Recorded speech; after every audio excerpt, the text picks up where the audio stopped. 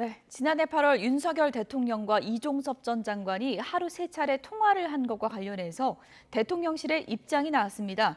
당시 통화에서 최상병 관련 언급은 전혀 없었고 다른 중요한 업무로 통화했던 것이라면서 수사 외압 의혹은 사실이 아니라고 일축했습니다. 취재기자 연결돼 있습니다. 강희경 기자. 네, 용산 대통령실입니다. 그 통화 내용을 놓고 논란이 커지고 있는 상황인데 대통령실이 처음으로 입장을 냈군요. 네, 대통령실이 지난해 8월 윤석열 대통령과 이종섭 전 국방부 장관의 통화 내용에 대해 처음으로 입장을 밝혔습니다. 대통령실 고위 관계자는 YTN과의 통화에서 윤 대통령이 지난해 8월 2일 이 전 장관과 3차례 통화할 당시 최상병과 관련된 논의는 전혀 이루어지지 않았다고 말했습니다. 그동안 대통령실은 두 사람의 통화 내용을 알 수 없지만 대통령과 국무위원이 통화하는 건 자연스러운 일이라고만 밝혀왔는데요. 통화 내용 중 최상병 언급은 전혀 없었다는 좀 더 진전된 입장이 오늘 나온 겁니다. 논란이 된 통화는 해병대 수사단이 최상병 사건을 경찰에 넘긴 날인 지난해 8월 2일 모두 3차례 18분 40초간 이루어졌습니다. 임성근 전 사단장 등 8명에 대해 과실치사 혐의를 적용한 조사 결과가 경찰에 이첩됐다가 회수된 날로 그동안 윤 대통령이 이첩 과정 등에 외압을 행사했다는 의혹이 불거졌는데요. 대통령실 고위 관계자는 당시 두 사람의 통화가 모두 다른 중요한 일 때문에 이루어졌던 것이라며 야권 등에서 제기하는 모든 의혹은 소설이라고 일축했습니다. 이어 이를 뒷받침할 정황도 충분하다며 공수처가 수사에 더 속도를 내야 하는 이유라고도 강조했습니다. 다만 통화에서 어떤 대화가 오갔는지에 대해서는 아직 공개할 단계가 아니라고 말을 아꼈는데요. 공수처에서 이 전 장관에 대한 조사 등이 이뤄진 뒤 윤 대통령이 직접 통화 내용에 대해 입장을 밝힐 가능성도 있는 것으로 전해졌습니다. 지금까지 용산 대통령실에서 YTN 강희경입니다. 김건희 여사에게 명품 가방을 건네며 몰래 촬영했던 최재형 목사가 오늘 검찰에 다시 나와서 조사를 받습니다. 최 목사는 김 여사에게 지인에 관한 부탁을 한 적이 있다며 구체적인 자료를 제출할 예정입니다. 취재기자 연결해서 내용 들어보겠습니다. 신지원 기자. 네, 신지원입니다. 네, 최재형 목사 얼마 전에 조사를 받았는데 왜 다시 나오는 거죠?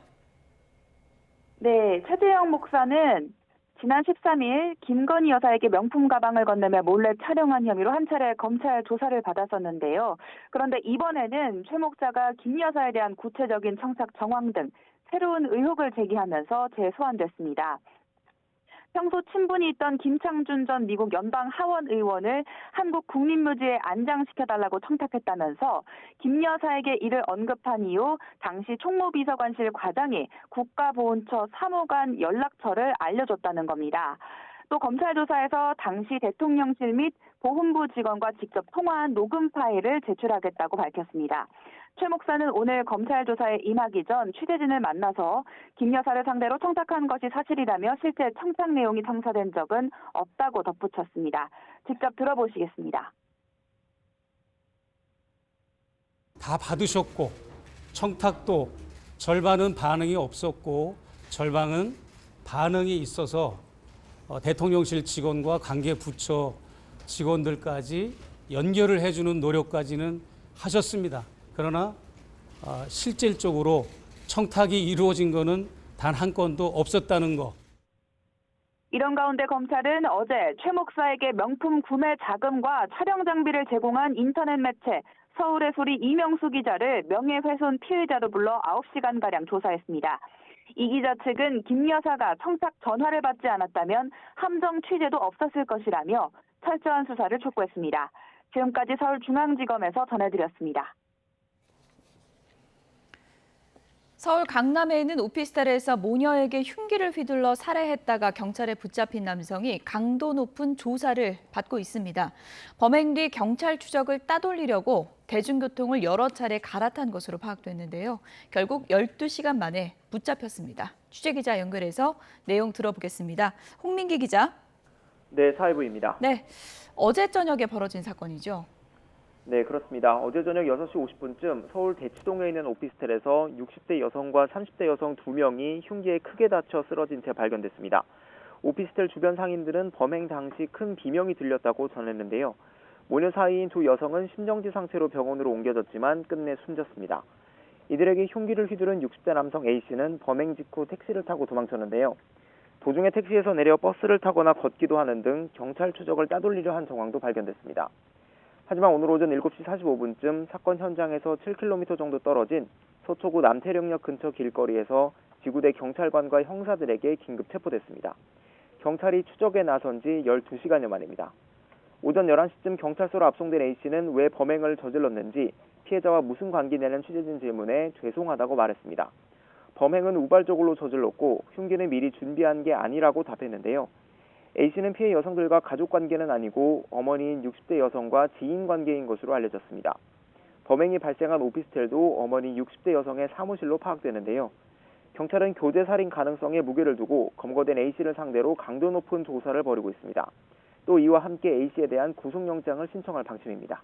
지금까지 사회부에서 전해드렸습니다. 네, 경찰이 가수 김호중 씨에게 음주운전 혐의를 추가해서 오늘 오전 검찰로 송치했습니다.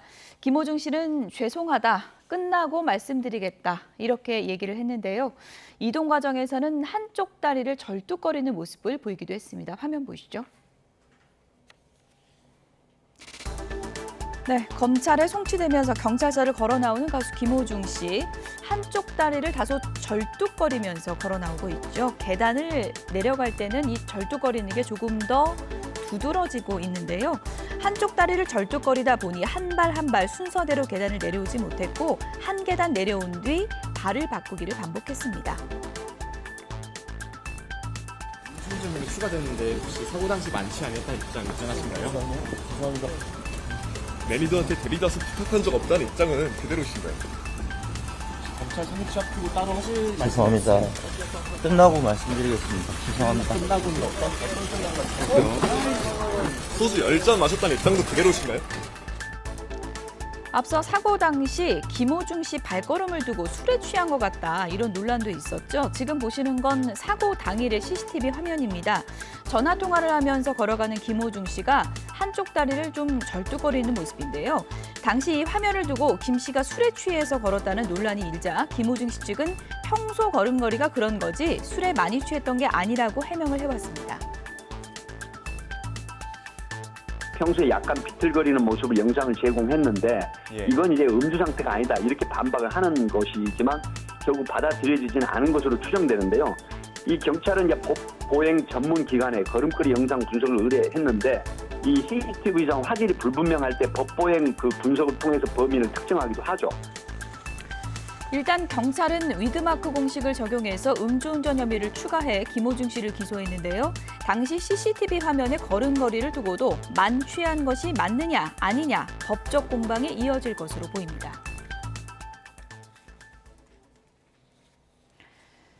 뉴진스의 소속사인 어도어 임시주총에서 민희진 대표의 유임이 확정됐습니다. 하지만 대주주인 하이브는 민 대표 측근인 다른 경영진 2명을 해임하고 하이브 측 인사 3명을 새로운 경영진으로 선임했습니다. 민희진 대표는 오후에 기자회견을 열어서 입장을 밝힐 예정입니다. 취재기자 연결돼 있습니다. 박순표 기자. 네, 문화산업부입니다. 네, 먼저 어도어 임시주주총회 결과부터 설명을 좀 해주시죠. 네, 오전에 열린 어도어 임시주주총회에서 민희진 대표의 유임이 확정됐습니다. 어도어의 대주주인 하이브 측이 당초 민희진 대표를 해임하기 위해 소집한 임시주총회였습니다. 하지만 어제 법원이 하이브의 임시주주총회 의결권 행사를 막아달라는 민 대표의 가처분 신청을 받아들이면서 하이브가 민 대표를 해임하지 못한 겁니다. 그러나 하이브 측은 민 대표의 해임 대신 측근이사 2명을 예정대로 해임했습니다. 어제 법원 결정이 민 대표 한 사람에 대해 의결권을 행사하지 못하도록 한 내용이기 때문입니다. 하이브는 이에 따라 오늘 주총에서 해임된 이사 2명 대신 하이브 측 인사 3명을 새로 이사로 선임했습니다. 결국 오늘 주총 결과에 따라 어도어 경영진이 민희진 대표 한 사람과 하이브 측 이사 3명이 있는 1대3 구도로 재편이 됐습니다. 하이브와 민희진 대표의 어도어 경륜을 둘러싼 불편한 동고도 상당 기간 이어지게 됐습니다. 네, 이렇게 유임이 확정된 민희진 대표 오늘 오후에 공식 입장을 밝힌다고요? 네, 그렇습니다. 민희진 대표는 오늘 오후에 주총을 앞두고 자신뿐만 아니라 자신의 측근 이사 2명도 해임하지 말아야 한다고 주장을 해왔습니다. 그런 만큼 민 대표는 오후 회견에서 주총 결과에 따른 입장을 먼저 밝힐 것으로 보입니다. 동시에 하이브 측 인사 3명이 신규 이사로 선임돼 이사회 구성이 불리해진 상황에서 앞으로의 회사 운영 방향에 대해서도 언급이 있을 것으로 보입니다. 경우에 따라서는 민 대표가 신규 선임된 하이브 측 이사 3명에 대해서 법적 조치 등의 강경 대응에 나설 가능성도 배제할 수 없습니다. 오늘 주총을 앞두고 유진스 팬덤인 버니즈 회원 1만여 명은 이번 사태에 대한 입장문을 냈습니다. 버니즈는 어제 법원의 결정을 계기로 민 대표와 하이브 사이에 불필요한 분쟁이 종식되길 바란다고 밝혔습니다.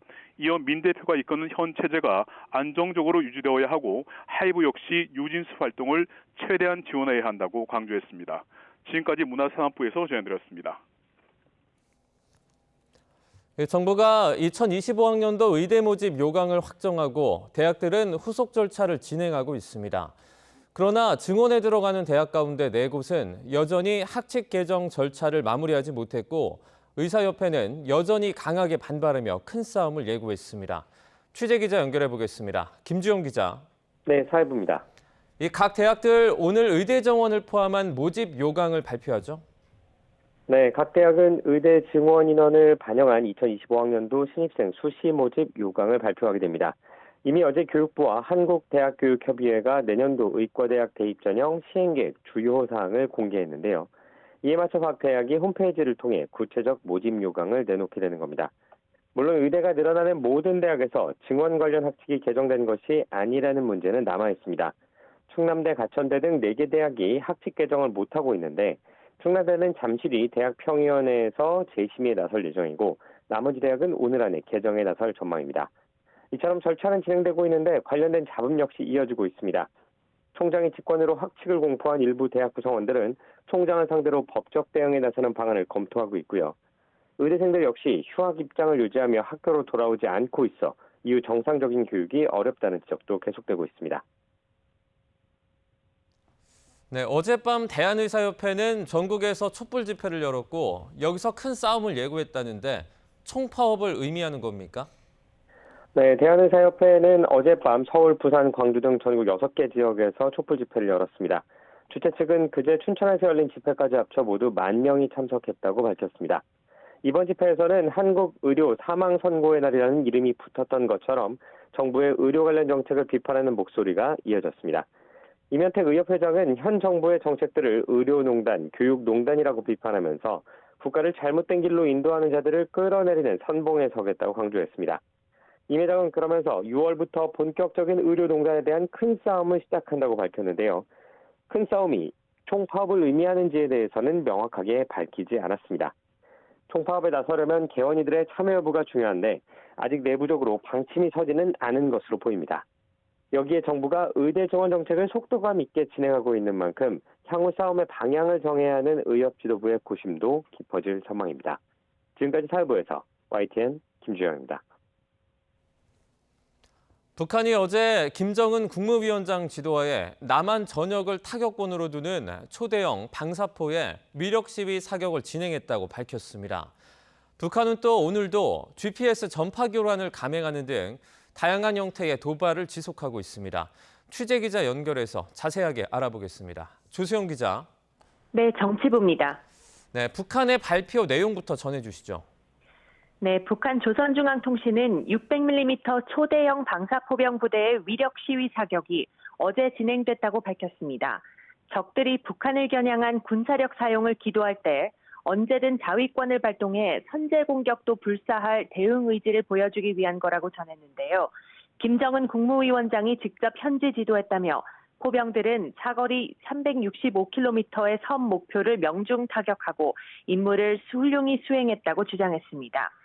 공개된 사진을 보면 일렬로 늘어선 이동식 발사대 18대가 각기 한 발씩 초대형 방사포를 일제히 쏘아 올리는 장면이 담겼습니다. 초대형 방사포는 한미 군 당국이 KN-25로 부르는 최대 사거리 400km의 단거리 탄도미사일입니다.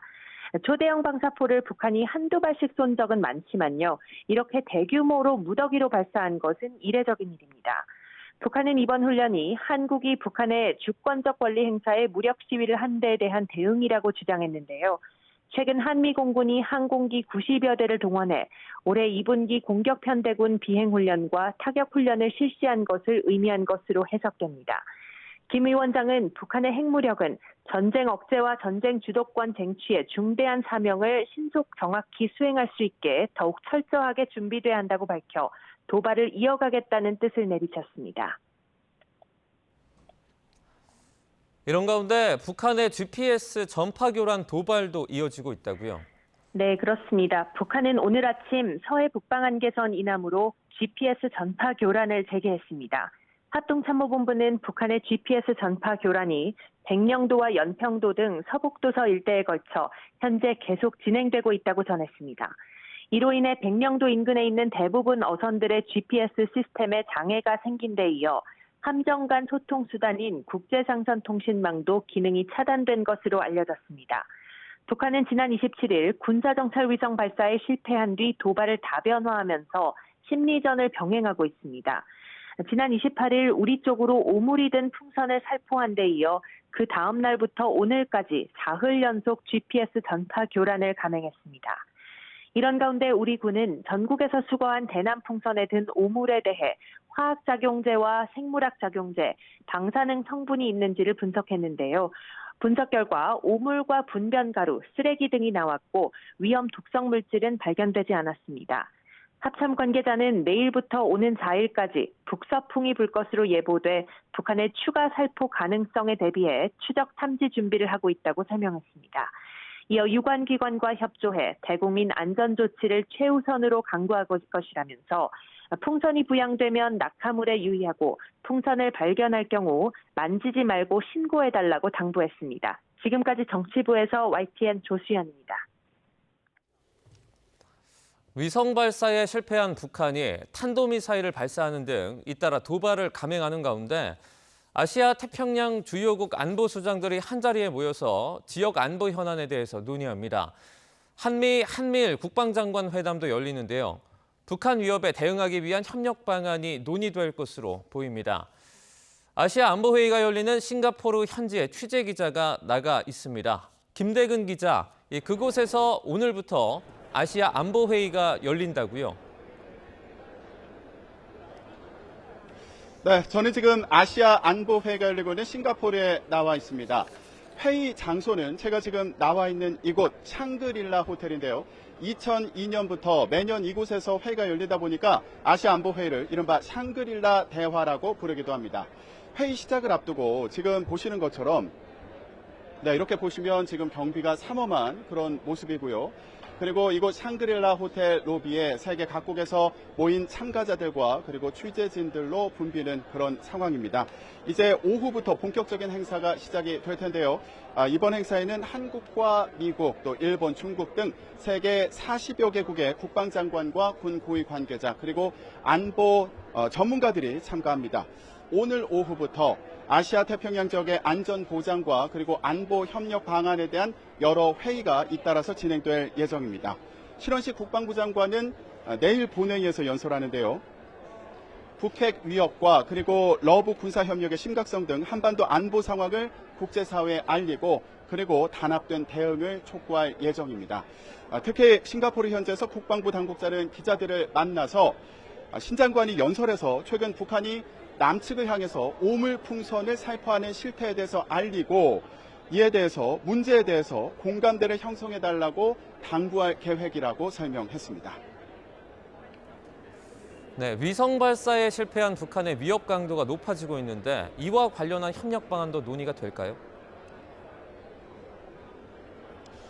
네, 그렇습니다. 최근에 북한이 위성 발사에 실패한 이후에 도발을 계속 이어가고 있죠. GPS 전파를 교란하고 그리고 남측을 향해서 오물풍선을 날리고 탄도미사일을 발사하면서 핵 무력을 강조하고 있는 그런 상황입니다. 이에 따라서 이런 북한의 위협에 대한 논의도 있을 예정인데요. 모레 한미 그리고 한미일 국방장관 회담이 잇따라서 열릴 예정입니다. 한미 국방장관 회담에서는 북한의 핵 위협에 대응하기 위한 미국의 확장 억제 방안이 논의될 것으로 보입니다.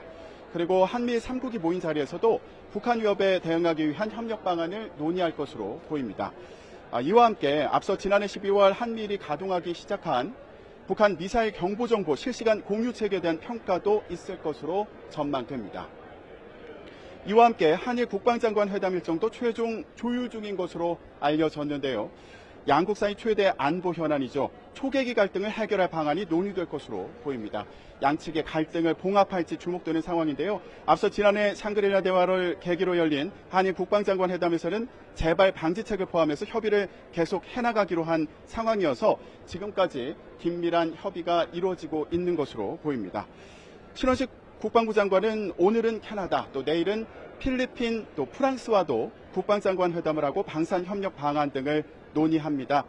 한반도 안보 현안과 관련해서 어떤 논의가 이어지는지 이곳 싱가포르 현지에서 계속 전해드리겠습니다. 지금까지 아시아 안보회가 열리고 있는 샹그릴라 호텔에서 전해드렸습니다. YTN 김대근이었습니다.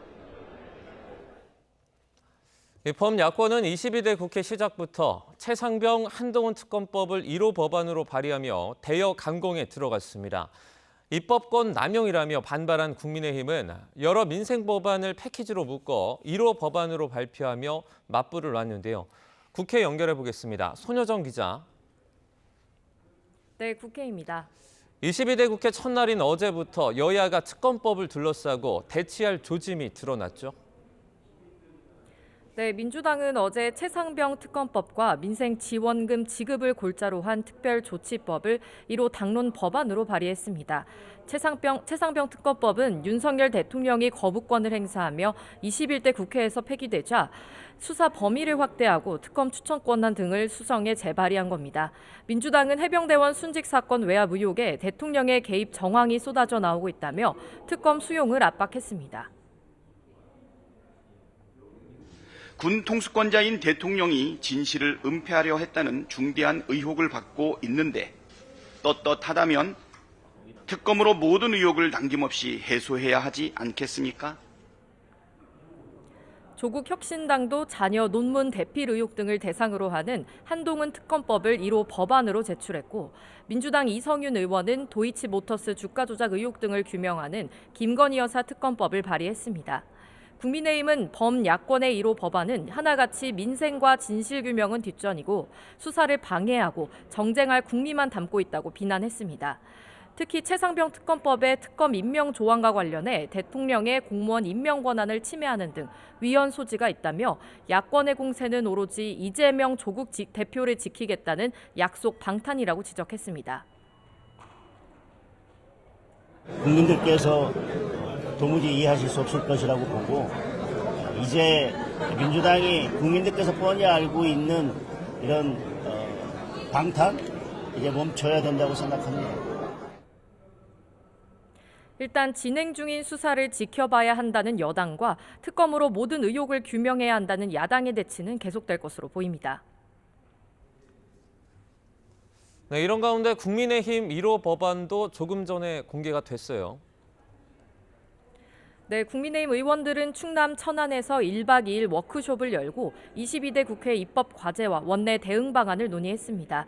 관심이 쏠렸던 22대 국회 1호 법안도 발표됐는데 5개 분야의 여러 법안을 패키지로 묶어 발의하기로 했습니다. 저출생 대응 기획부 신설 등을 담은 저출생 대응과 금투세 폐지, 구하라법 등 민생 살리기 분야 법안들이 포함됐습니다. 이 밖에 미래산업 육성과 지역 균형 발전, 의료개혁 분야 입법 과제도 공개됐습니다. 정점식 정책위의장은 민생과 대한민국의 미래를 생각하는 법안으로 대다수 21대 국회에선 야당 반대로 성사되지 못했지만 앞으로 야당과 협의해 추진하겠다고 강조했습니다. 이와 함께 의원들은 총선 민의를 무겁게 받아들이고 다수 야당의 입법 독재와 정쟁에 맞서 민생정당, 정책 정당으로 거듭나겠다는 결의문도 발표했습니다. 민주당에서는 당원 당규 개정 논란이 뜨겁습니다. 이 내용도 전해주시죠. 네, 민주당은 대대적으로 당원 당규를 손질하는 작업에 들어갔는데 특히 대선 출마 1년 전 당대표 사퇴 규정이 관심입니다. 지금의 당원상 대선에 출마하려면 1년 전에 당대표직을 그만둬야 하는데 상당한 사유가 있다면 당무위원회 의결로 시한을 변경할 수 있게 하는 겁니다. 민주당 지도부는 사퇴 시한과 전국 단위 선거 일정이 맞물리면 혼란이 불가피해 규정을 손봐야 한다고 설명했지만 당내에선 이재명 대표의 대선 출마와 연임을 위한 맞춤형 개정이라는 분석이 지배적입니다. 지도부 핵심 관계자는 YTN과의 통화에서 이런 해석은 오비 일학이라며 이재명 대표도 비공개 최고위에서 논란이 되지 않겠느냐고 우려를 나타냈다고 전했습니다. 민주당은 이 밖에 국회의장, 원내대표 경선의 권리당원 투표 20% 반영 규정 등을 추진할 예정인데 이재명 대표가 선수별로 의원들을 만나고 의원총회를 열어 당내 의견을 더 들어볼 계획입니다. 22대 국회가 시작이 됐는데 원구성 협상은 아직 진척이 없죠? 네, 국회법이 정한 원구성 시한은 오는 7일로 일주일 남았지만 협상은 지지부진합니다. 법제사법위원장과 운영위원장 등 핵심 상임위원장 자리를 두고 여야가 이견만 확인하고 있습니다. 민주당은 의석수에 따라 상임위원장 18개 가운데 11개를 확보해야 한다는 입장인데 이재명 대표도 최고위에서 법이 정한 대로 6월 7일까지는 반드시 맞춰야 한다고 강조했습니다. 이럴 경우 상임위원장 배분이 표결에 붙여져 국회 다수석을 차지한 민주당이 18개 상임위원장을 모두 가져갈 수 있는데요. 국민의힘 원내 핵심 관계자는 이런 결과가 우려되더라도 원칙을 저버릴 수는 없다고 선을 그었습니다. 법사위원장과 운영위원장을 다 가져가겠다는 건 헌정사를 다시 쓰는 거라며 양보할 의사가 없음을 분명히 했습니다. 여야는 국민의힘 워크숍이 끝난 이번 주말부터 원내 수석 부대표를 중심으로 다시 본격적인 원구성 협상에 돌입할 것으로 보입니다. 지금까지 국회에서 전해드렸습니다.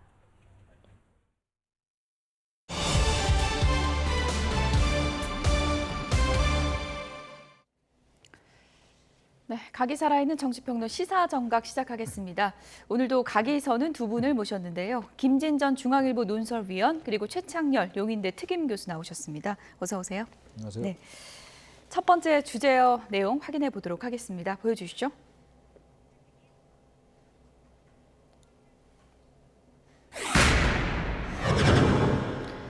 한 몸으로 뼈가 빠지게 뛰겠다. 윤석열 대통령이 어제 22대 국민의힘 의원 연찬회에 참석해서 이렇게 얘기를 했습니다. 어떤 얘기인지 먼저 듣고 오겠습니다.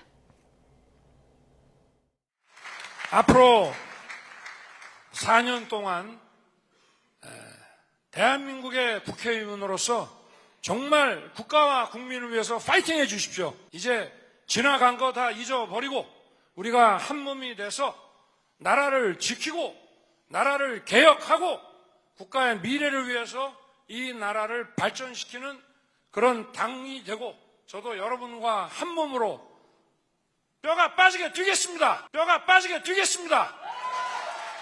오늘 저녁은 아까 맥주도 놓지 않아야 된다고 하셨는데 오늘 제가 좀 욕 좀 먹겠습니다. 그리고 제가 테이블마다 다니면서 여러분들에게 맥주로 축하주 한 잔씩 다 드리겠습니다.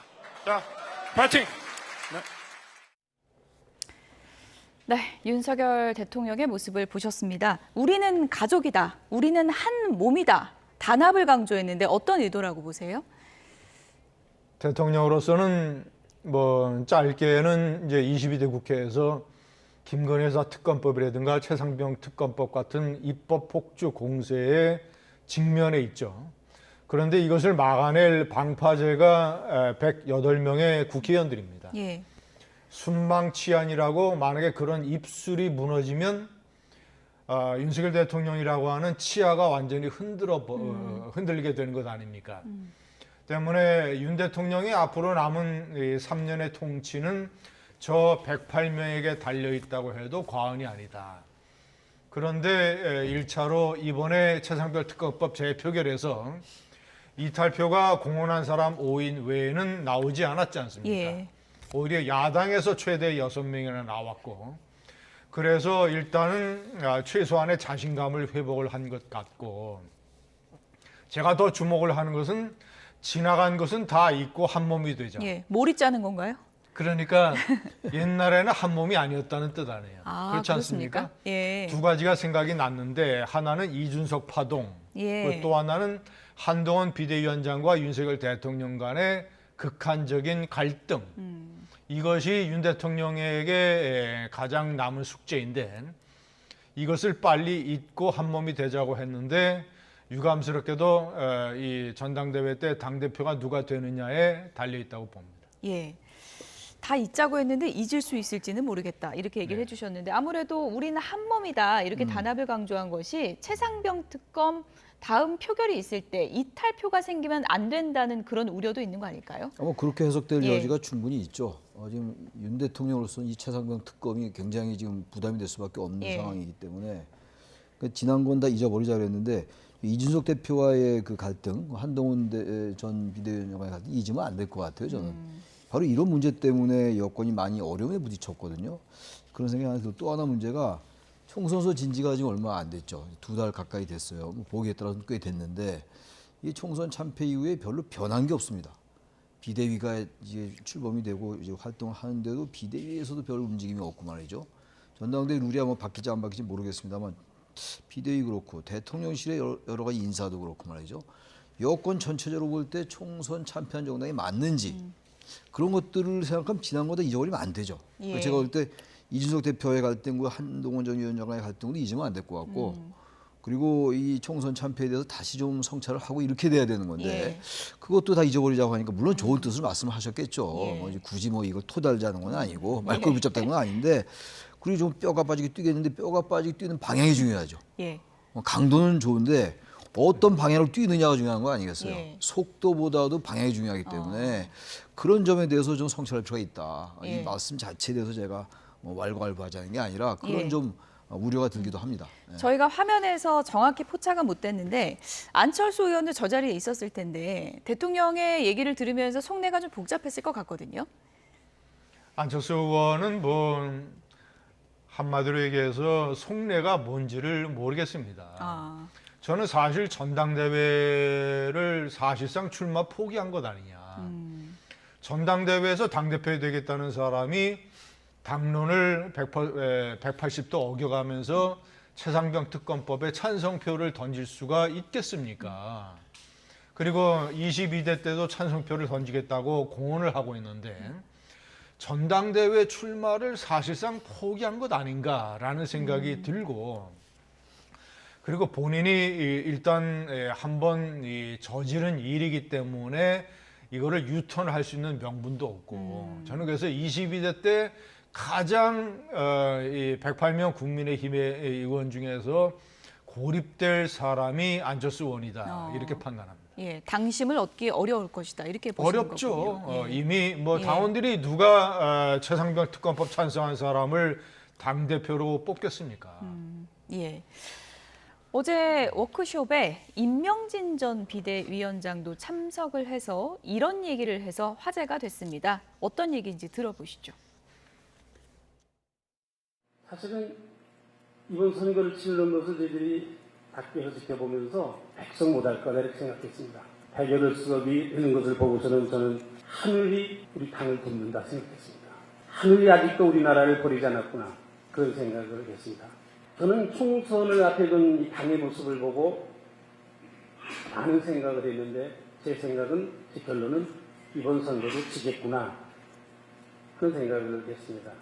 우리 당은 구의원 선거도 한 번도 해보지 않은 분이 선거를 치르겠다고 앉았는데 백전노장이 앉아있는 거예요. 옆에는 김부겸이가 앉아있어요.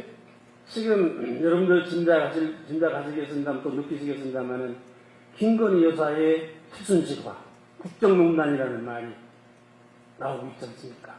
이거 우리가 절대로 가벼이 봐서는 안 된다고 생각합니다. 대처해야 된다고 생각합니다. 저 얘기 듣고 밑줄 긋는 부분이 사람마다 다를 수는 있는데 저는 우리 당은 구의원 선거도 한 번도 안 해본 사람이 선거를 지휘했다. 이거 뭐 한동훈 전 위원장 얘기하는 거 맞죠? 저도 거기다 지금 방금 이렇게 동그라미 쳤는데 예. 전 임명진 전 비대위원장이 말이죠. 이렇게 말하는 건 별로 이 지금 연천에서 맞지 않는 얘기 같아요. 이건 특정인을 완전히 이 겨냥한 얘기로 해석될 여지가 충분하잖아요. 그 당시 한동훈 전 비대위원장이 투입된 그건 원인이 있었잖아요. 그 당시 그 국민의힘의 선거를 지휘할 만한 사령탑이 없었어요. 김기현 체제로 치른다는 거에 동의한 사람이 있었나요? 없었잖아요, 그때. 그럼 김기현 체제로 이 선거를 치르기 어렵다면은 누군가 그 이제 사령탑을 맡아야 되는데 누가 인물이 있었습니까? 대안이 없었잖아요. 그러니까 법무장관 하는 사람은 이제 그만두기 위해서 투입이 된 거란 말이죠. 이제 와서 이렇게 얘기하면 어떡합니까? 그러니까 지금 제가 아까 비대위 얘기도 말씀 잠깐 드렸는데 예. 국민의힘의 문제가 말이죠. 국민의힘 또는 대통령실 이 전반적인 여권의 문제가 예. 지금 똘똘 뭉치자고 그랬어요. 연찬의 워크숍에서 추경호 원내대표가 그 얘기를 했나요? 똘똘 한번 뭉치자 뭐 이렇게 얘기하는데 아니, 뭉치는 건 좋죠. 단일되고 좋은 건데 지금 수직적 당정관계가 문제가 된다라고 여러 가지 얘기가 있는 거 아니에요. 그리고 오늘 결과 보니까 한국갤럽에서 여론조사가 수치는 얘기하지 말라니까 예. 수치 얘기는 아니 취임 이후 최저로 나왔단 말이에요. 30일까지 어제 여론조사가 그 이유가 하나 있는 거 아니겠어요. 근데 이렇게 특정인을 거론한다는 게 지금 전체적인 참패의 원인을 대통령실을 거론해야죠. 예. 그건 다 인정하는 거 아닙니까? 아니, 그런 것들은 빼고 자꾸만 한동훈 얘기만 하는 것처럼 들리니까 이게 과연 이 선거 패배에 대한 그 진단을 정확히 하는 거냐라는 의미에서 자꾸만 제가 얘기하는 거예요. 똘똘 뭉치는 것도 좋지만 당과 정이 제 몫을 내야지 국민의 지지를 얻어나갈 거 아니겠어요. 똘똘 뭉치고 이상한 방향으로 막 저기 뼈 빠지게 뛰면 어떡합니까? 예. 그 말씀 또 드린 겁니다, 제가. 물론 뭐 임명진 전 비대위원장이 저런 말을 할 거라고 다 예상한 건 아니었겠지만 그래도 저런 말을 저 자리에서 하다 보니까 이건 뭐 의도한 거 아니냐 부른 사람이 이렇게 의심할 수도 있을 것 같거든요. 그렇죠. 그리고 기본적으로 정세 판단 능력이 많이 부족한 것 같아요. 그렇군요. 예. 강서구청장 선거 참패 이후에 그리고 김기현 대표 물러나느냐 마느냐 파동 때 그때 국민의힘이 이래가지고 100석을 얻을 수 있겠느냐. 그 분석은 그때의 분석이었거든요. 그리고 나서 한동훈 비대위원장이 당의 요청에 따라서 이제 취임을 해서 당의 분위기를 완전히 일신한 거 아니에요. 그래서 결과적으로 100석을 넘어서 108석이라고 하는 이 탄핵 저지선을 지켜낸 것이고 그리고 총선 전에도 국민의힘이 불리하지만 뭐 100석까지 떨어질 거라는 이 전망들은 별로 없었고 그래서 임명진 위원장이 어떤 의도를 가지고 있느냐의 여부를 떠나서 정세 판단이 대단히 미숙하다. 그리고 본인이 박근혜 대통령 탄핵 이후에 자유한국당의 비대위원장을 맡았지 않습니까? 그때 홍준표 후보라고 하는 대통령 후보를 사실상 잘못 뽑아서 여러 가지 이제 하자와 또는 이제 돼지 발정제 발언 파동이라든가 뭐 이렇게 해서 안철수 후보와 후보 단일화도 못하고 대통령 선거에서 참패를 했잖아요. 본인이 비대위원장으로 지휘하면서. 자, 그리고 또 논리가 맞지 않는 것이 구현 선거 한 번도 치러보지 못한 사람이 선거를 지휘했다. 구현 선거 한 번도 치러보지 못한 윤석열 대통령 후보를 내세워서 정권을 재탈환해왔습니다. 예. 홍준표 당시 대선 후보였는데 이제 대선 후보 잘못 뽑았다라고 하셨는데 그건 개인 의견으로 제가 정리하도록 하겠습니다. 어쨌든 한동훈 전 위원장 얘기가 이제 임명진 전 비대위원장까지 얘기하면서 계속 이제 화두가 되고 있는 상황이고요. 지금 알아보니까 후보 등록을 6월 중순까지는 해야 된다 그러더라고요. 그렇게 지금 이제 전당대 일정이 그렇게 나와 있는데 한동훈 위원장이 이제 입장을 밝힐 때가 서서히 됐어요. 오늘이 5월 말일이잖아요. 6월 뭐 중순이 얼마 안 남았는데 계속 지금 한동훈 전 위원장이 전당대회 출마하느냐 안 하느냐 문제가 벌써 이 방송도 그렇고 정치 이슈가 된 지 오래됐습니다. 이게 뭐든지 이게 어느 정도 끝해야죠. 너무 오래 가는 건 좋지 않은 것 같아요. 제가 볼 때 한동훈 전 위원장이 전 출마할 것 같은데 뭐 출마하고 하는 것이 본인에게 득이 되냐 실이 되냐는 별개의 문제예요. 현실적으로 그렇게 될 것 같고 또 정치 현안에 대해서 정책적인 얘기도 지난번에 한번 했잖아요. 직구에 대해서 이제 자기 얘기를 했고 직구 정책에 대해서 이번에 또 이따 말씀이 나올지 모르겠습니다만 지구당 얘기도 하고 그랬단 말이에요. 그런 걸 봐서는 출마할 것 같은데 아무튼 전 핵심이 말이죠. 출마해서 당선되고 안 하고 이제 그 당시 또 상황을 봐야지 알겠습니다만 정말 가능성이 나름대로 높다고 보긴 하는데 근데 문제는 여건이 변하는 모습을 보여줘야 돼요. 그게 너무 없어요 지금. 그걸 제가 계속 강조하는 겁니다. 얘기를 하셔서 지금 그래픽 보여주시면 좋을 것 같은데 지구당이 부활하는 것이 정치개혁이다. 이 입장을 뭐 당선자들, 낙선자들 만난 자리에서 했다고 전해졌는데 본인이 SNS에 또 직접 올렸거든요. 이 그래픽이 아니고 한동훈 전 위원장 SNS 글 그래픽 보여주시면 좋을 것 같습니다. 정치 신인과 청년들에게 현장에서 공정한 경쟁을 할 수 있도록 지구당을 부활하는 게 정치개혁이자 정치 영역에서의 격차 해소다 이렇게 썼습니다. 뭐 사실상의 당권 도전 선언에 의미가 담겨 있다라고 보는 시각이 많더라고요. 그렇죠. 대단히 중요한 문제를 건드린 것이죠. 지금 현재 국민의힘에서 원외 당협위원장들, 국회의원이 아닌 사람들인데 위원장을 맡고 있는 사람이 3분의 2 가까이 됩니다. 그런 사람들에게 지구당 부활이라고 하는 것은 굉장히 어필할 수 있는 공약이에요. 그리고 원론적이고 현실적으로도 맞습니다. 지구당 제도가 없어서 현재의 원외 당협위원장들은 사무실도 못 구하고 후원회도 만들 수가 없어요. 그런데 전부 다 불법으로 사무실을 운영을 하고 있습니다. 전부 다 불법이에요. 예. 때문에 합법적으로 지구당을 만드는 것이 여야 공의다 정치개혁의 일환으로 요구되고 있고 이것이 원칙도 맞고 현실적으로 원외 지구당 위원장들의 지지를 받을 것이다. 굉장히 제가 판단할 때는 여러 번 제가 그런 걸 강조를 했습니다만 예. 몸풀기가 끝나고 출마 수순으로 가는 것 아니냐 이렇게 판단이 됩니다. 네. 최 교수님도 지금 지적을 해주셨지만 이제 후보 등록 기한이 얼마 남지 않았고 언론에서 이렇게 계속 얘기를 하는데도 본인이 결국 출마 안 하겠다는 입장은 또 안 밝히고 있잖아요. 그렇다면 나올 가능성이 높다는데 이제 많은 전망이 나오고 있는데 입장 발표를 좀 빨리 해야 된다고 보시니까 이제는? 최대한 늦춰야죠. 아, 늦추는 게 늦춰서 득입니까? 유권자와 국민들의 궁금증과 관심도를 최고조로 올리고 그러고 나서 본인이 딱 던져야 이거 일종의 정치 기술 아닙니까? 예. 그래서 더 늦춰도 괜찮다 이렇게 판단. 늦추라는데요?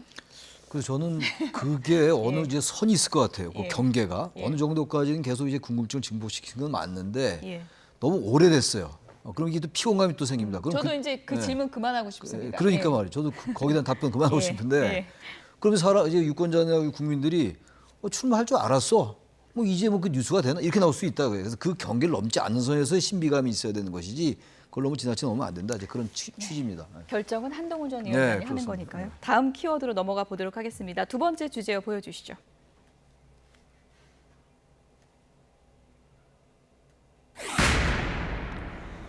네, 대권 맞춤당인가? 이런 얘기가 왜 나오고 있을까요? 민주당이 지금 당원을 개정하려고 하는데 이재명 대표 대권 가도에 걸림돌 치우는 거다 이런 해석이 나오고 있더라고요. 어떤 것 때문에 그런 건가요? 그게 이제 그 당원이 있어요, 당원이. 그래서 대선에 출마하고자 하는 사람은 당 대표를 1년 전에 사퇴해야 돼요.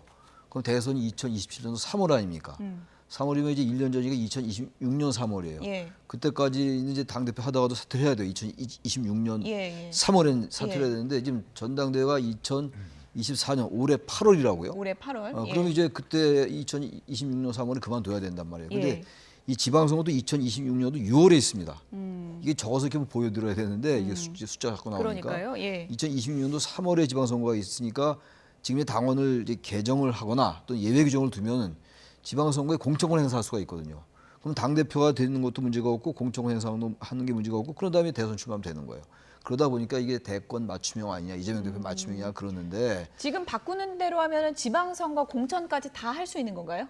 할 수 있는 거죠. 바꾸면 다 할 수 있는 거예요. 공천을 하고 난 다음에 이제 대선에 나갈 수 있는 거기 때문에 그럼 지방선거 공천하면은 대선 후보 경선이 있을 거 아닙니까, 당내. 거기서 상당히 유리한 입장을 차지하겠죠, 입지를. 지금도 그렇구나. 사실 이번에 비명 행사 뭐 이제 친명이 많이 된 거 아니겠어요? 그러니까 그런 유리한 위치에 있는 데다가 이제 지방선거까지 공천을 하게 된다면 뭐 거의 현재도 그렇습니다만 적어도 현실적으로는 이재명 대표에 맞설 주자가 없을 거예요. 좀 그래서 민주당이 그냥 솔직하게 얘기하는 게 좋을 것 같아요. 솔직하게. 이재명 대표가 당권 대선에 출마하기 위한 그런 식으로 얘기하는 게 맞지. 자꾸만 다른 얘기. 제가 아까 어떤 보도 보니까 이해식 의원이 너무 정치적 해석하지 말아달라. 아니 그 정당에서 그런 당원 바꾸고 당원의 예외 규정 두겠다는데 그걸 정치적 해석 안 하고 무슨 해석을 합니까? 뭐 다른 해석할 게 뭐가 있어요? 그러니까 그렇게 자꾸 하지 말고 다 아는 거니까 있는 그대로 얘기해라지 이런 얘기입니다. 저는. 이재명 대표도 오히려 뭐 좀 우려를 표명했다 이런 얘기도 지금 들리는데요. 어떻게 보십니까? 저 규정은 원론적으로 잘못된 것이죠. 왜냐? 자, 대통령이라고 하는 직책은 언제든지 무슨 사건이나 사고로 거리가 생길 수 있잖아요. 그러면 예를 들어서 임기를 많이 남겨둔 대통령은 3개월 후에 만약에 대통령 선거를 다시 한다라고 하면 그러면 민주당의 당시 당대표를 맡고 있는 대권 후보는 출마를 못 하잖아요. 저 당원 당규에 따르면. 그러니까 원칙적으로 처음에 만들 때부터 잘못 만들었다. 그때 규정을 뒀어야죠. 만약에 대통령 거리를 버리 같은 비상 상황에서는 당무회의의 결정에 따라서 출마를 할 수 있게 한다라고 해서 만들었어야 되고, 그런데 이번에 만드는 이유를 그런 식으로 둘러대고 있는데 사실은 3개월 임기를 연장을 해서 시한을 연장을 해서 지방선거를 지휘할 수 있도록 만든다고 한다면 저 잘못된 규정을 만드는 동기가 이재명 당대표의 어떤 정치적인 사익을 위한 것이라는 그런 비판을 받기에 충분하잖아요. 그러니까 당무회의에서 결정을 할 수 있다고 하더라도 저 규정을 고친다 하더라도 이재명 대표의 지방선거 지휘권과 관련해서 저렇게 해서 임기를 연장을 하게 하는 결정을 해서는 안 됩니다. 논리가 안 맞아요. 비대위원장을 새로 뽑거나 아니면 전당대회를 빨리 해서 새로운 당대표가 지방선거를 지휘하면 됩니다. 그러니까 원론적으로는 이거는 뭐 근데 연임을 좀 염두에 두고 개헌을 하는 거 아닐까요? 개정을 하는 거 아닐까요? 아니 지금 연임은 뭐 여러 가지 정치적인 상황으로 봐서 8월 달에 출마를 하면 지금 뭐 이재명 대표를 꺾을 수 있는 후보가 당내 경쟁자가 있나요? 그리고 여러 가지로 봤을 때 이재명 대표가 출마를 할 것이라고 하는 것은 거의 분명한 사실로 되고, 그래서 원론적으로는 고쳐야 되는 것이지만 이재명 대표의 지방선거 지휘권과 연결해서 해서는 안 된다. 이렇게 생각합니다. 근데 이 문제가요, 이게 원론적인 얘기인데 저도 이게 원래 저렇게 당원이 된 이유가 있어요. 당권 대권 분리예요. 근데 그게 이제 사문화된 거예요, 완전히 이제. 그러니까 사문화된 거 가지고 뭐 탓할 건 아닙니다만 지구당 부활도 마찬가지. 지구당이 폐지된 이유가 있어요. 전 지구당 부활에 저는 개인적으로 반대하는데 뭐 여기 지금 그 얘기할 시간 없는 것 같고, 당권 대권 분리, 지구당 폐지 이게 다 사문화되고 없어지는 거야. 이거는 왜 국회 개혁은 얘기 안 하고 왜 지구당 부활 얘기를 합니까? 그게 무슨 개혁입니까? 그러니까 지금 우리 정치가 완전히 잘못 가고 있는 겁니다. 왜 국회 개헌하면서 국회 개혁할 게 얼마나 많아요. 그건 쏙 빼놓고 무슨 갑자기 지구당 부활 하냐고요. 이재명 대표도 지구당 부활 얘기하고 있고 한동훈 전 위원장도 지구당 부활 얘기하고, 이건 자신들이 원외위원장의 지지를 받겠다는 것밖에 더 되냐고요. 그러니까 이 당권 대권 분리 때문에 원래 생긴 규정이기 때문에 원론적으로 맞는 거예요, 저게 원래. 어쨌든 뭐 당원 좀 바꾸면 정치적 해석은 나올 수밖에 없는 거니까요. 그럼요. 이번에 부정부패 행위로 기소된 당직자의 직무를 자동 정지하는 당원 문구도 삭제하기로 했다고 하는데요. 이에 대해서 오늘 아침에 양문석 의원이 이런 얘기를 했습니다. 들어보시죠. 계속해서 정치 보복의 형태로 검사들의 그 기소들이 일어나고 있는 부분이기 때문에 이 부분에 대해서 최종 판결을 받은 이후에 평가를 하자라고 하면서 이 부분에 대해서는 현재의 정세 그리고 윤석열 정권 이후에 더불어민주당이 갖고 있는 긴장감 이러한 것들이 포함됐다 이런 부분입니다. 당론 위반자 공천 부적격 구적 강화하자, 이거는 당론 지켜라는 얘기인데. 네, 당내 내부 총질하던 의원들이 추풍 낙엽으로 떨어져 나가는 걸 확인했었잖아요. 대의민주주의가 뭐예요? 그분들의 생각들과 뜻을 갖다가 대신해서 우리가 의회를 통해 가지고 실현시키는 거잖아요. 그런 부분에서 대의민주주의에 대한 기본적인 이해가 없는 상황에서 저런 형태들이 나오면 안 된다는 거죠. 그러니까 이 논리는 지금 뭐 정치 검사들이 정치 보복하려고 하도 기소를 하니까 우린 이렇게 해서 보호를 할 수밖에 없다, 이런 논리 같은데요. 어떻게 들으셨습니까? 우선 첫째는 그런 이유로라면 저 조항도 처음에 만들지 말았어야죠. 그렇지 않습니까? 저 조항을 만드는 것은 당의 윤리성을 강화한다는 제스처를 하기 위해서 만든 것인데 애초부터 논리가 잘못다는 것 하나와, 두 번째는 양문석 의원이 저런 발언을 공개적으로 할 수 있는 지금 현재의 상황이나 자격인가. 국회의원 총선 때 거액의 불법 대출 사건으로 후보직을 사퇴해야 되느냐 마느냐에는 많은 국민적 논란을 불러일으켰고, 그 문제를 본인이 아직 정리를 안 하고 또 사법적으로 걸려있는 상태 아닙니까? 그런 상황에서 저런 주장을 하는 것이 22대 국회의 전반적인 어떤 도덕성의 문제를 다시 한번 상기시켜준다 이렇게 판단합니다.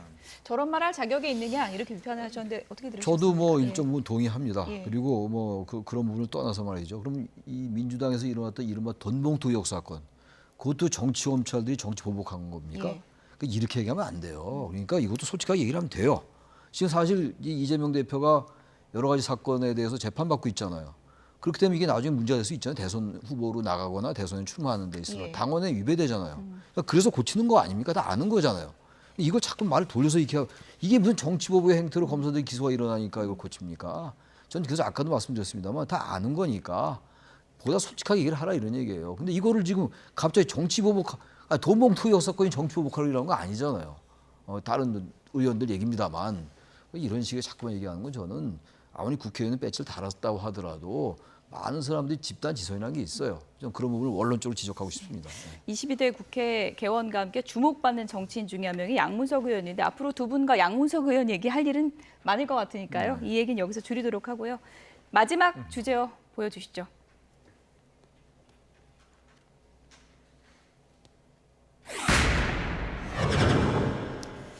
네, 뒤집힌 이혼 판결 결정타는 메모였다고 합니다. 최태원 회장과 노소영 관장의 이혼 관련 항소심 판결이 어제 나왔는데 두 분과는 이제 법적인 얘기보다 과거로 시점을 좀 돌려보겠습니다. 노태우 전 대통령 시절에 지금은 세기의 이혼이 주목을 받고 있겠지만 그때는 세기의 결혼이 좀 주목을 받았겠네요.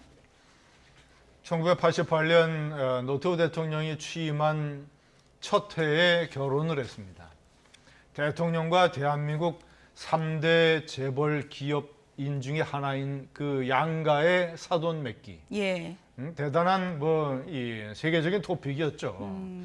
여러 가지 말도 많았습니다. 노태우 대통령 임기 말에 SK 지금은 이제 SK텔레콤이 돼 있습니다만은 제2 이동통신사를 선정을 하는 문제를 해서 공개 입찰을 했는데 당시 SK가 1등을 했어요. 예. 당시에. 예. 그런데 대통령과의 사돈 아니냐라는 여러 가지 비판도 있고 김영삼 대통령 후보 측에서 문제를 제기해서 당시 1등 돈을 안 내고 공개 입찰해서 1등으로 선정된 SK가 이동통신을 포기했습니다.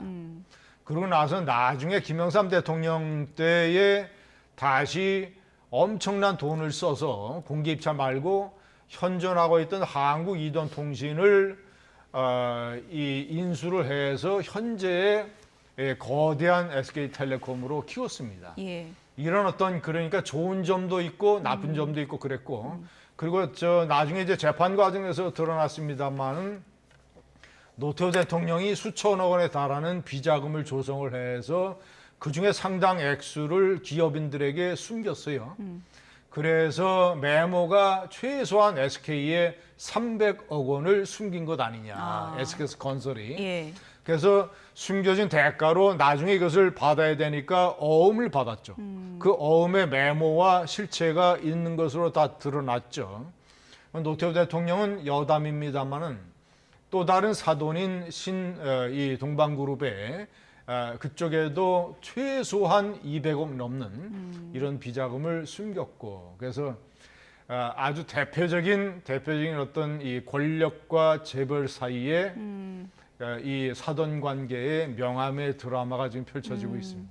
정경유착의 드라마인가요? 그렇죠. 예. 예.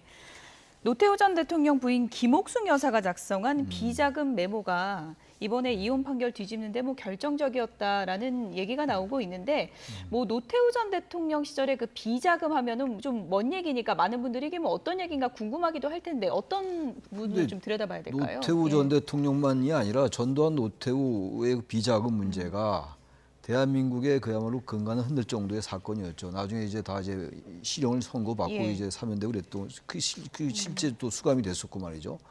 그 비자금의 액수가 몇백억 정도가 아니 1000억대였잖아요. 근데 지금 이번 재판의 결과가 그 비자금을 받아서 그 비자금 때문에 SK가 컸다. 저기 선경이 과거에 선경이었잖아요. 제가 기억하기로는 유공을 합병하면서부터 확 컸어요. 선경이. 그러면서 확 이제 기업이 커졌는데 기여를 확실히 한 거다 이렇게 보시는 거예요? 저는 기여를 했다고 그 재판부의 판결이 썩 그렇게 잘한 것 같지는 잘한 않아요. 것 같지 왜냐하면 그 않으세요? 비자금을 사실상 인정하는 게 되거든요. 지금 예, 말씀하셨잖아요. 정경 유착, 재벌과 권력의 유착을 사실상 인정해서 재산 분할에 그 영향을 준 거잖아요. 저는 저 부분은 문제가 좀 있는 것 같아요. 비자금이라는 게 잘못돼서 지금 수감이 되고 온 나라가 정말 이 공정화 상식, 요즘 용어로 말하면 공정화 상식에 크게 위배됐던 건데, 그리고 구테타의 주역들이었고 전두환, 노태우 두 전직 대통령이. 근데 이걸 이제 와서 재산 분할에 있어가지고 기여를 했으니까 1심에서 600억밖에 안 나왔는데 재산 분할 액수가 지금 1조 3,808억이 나왔단 말이에요. 이건 대법원 가서 이 법률 관계이기 때문에 다툴 여지가 좀 있는 것 같이 보입니다, 저는. 예. 네. 두 분하고 뭐 간략하게 노태우 비자금 얘기를 해봤는데 재판부가 뭐 과거에 정경유착을 진짜 인정한 거냐 이렇게 네. 좀 비판의 목소리도 나오고 있는 게 사실이거든요.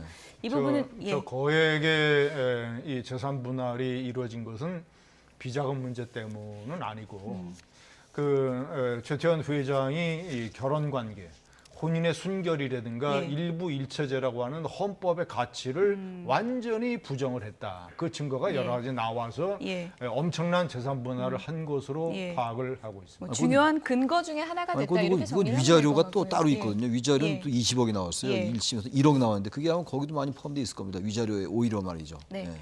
어제 뭐 항소심 판결 내용은 저희가 잠시 뒤에 또 전문가와 짚어보도록 하겠습니다. 두 분은 여기서 인사드리겠습니다. 김진전 중앙일보 논설위원, 최창렬 용인대 특임교수 두 분이었습니다. 고맙습니다. 네.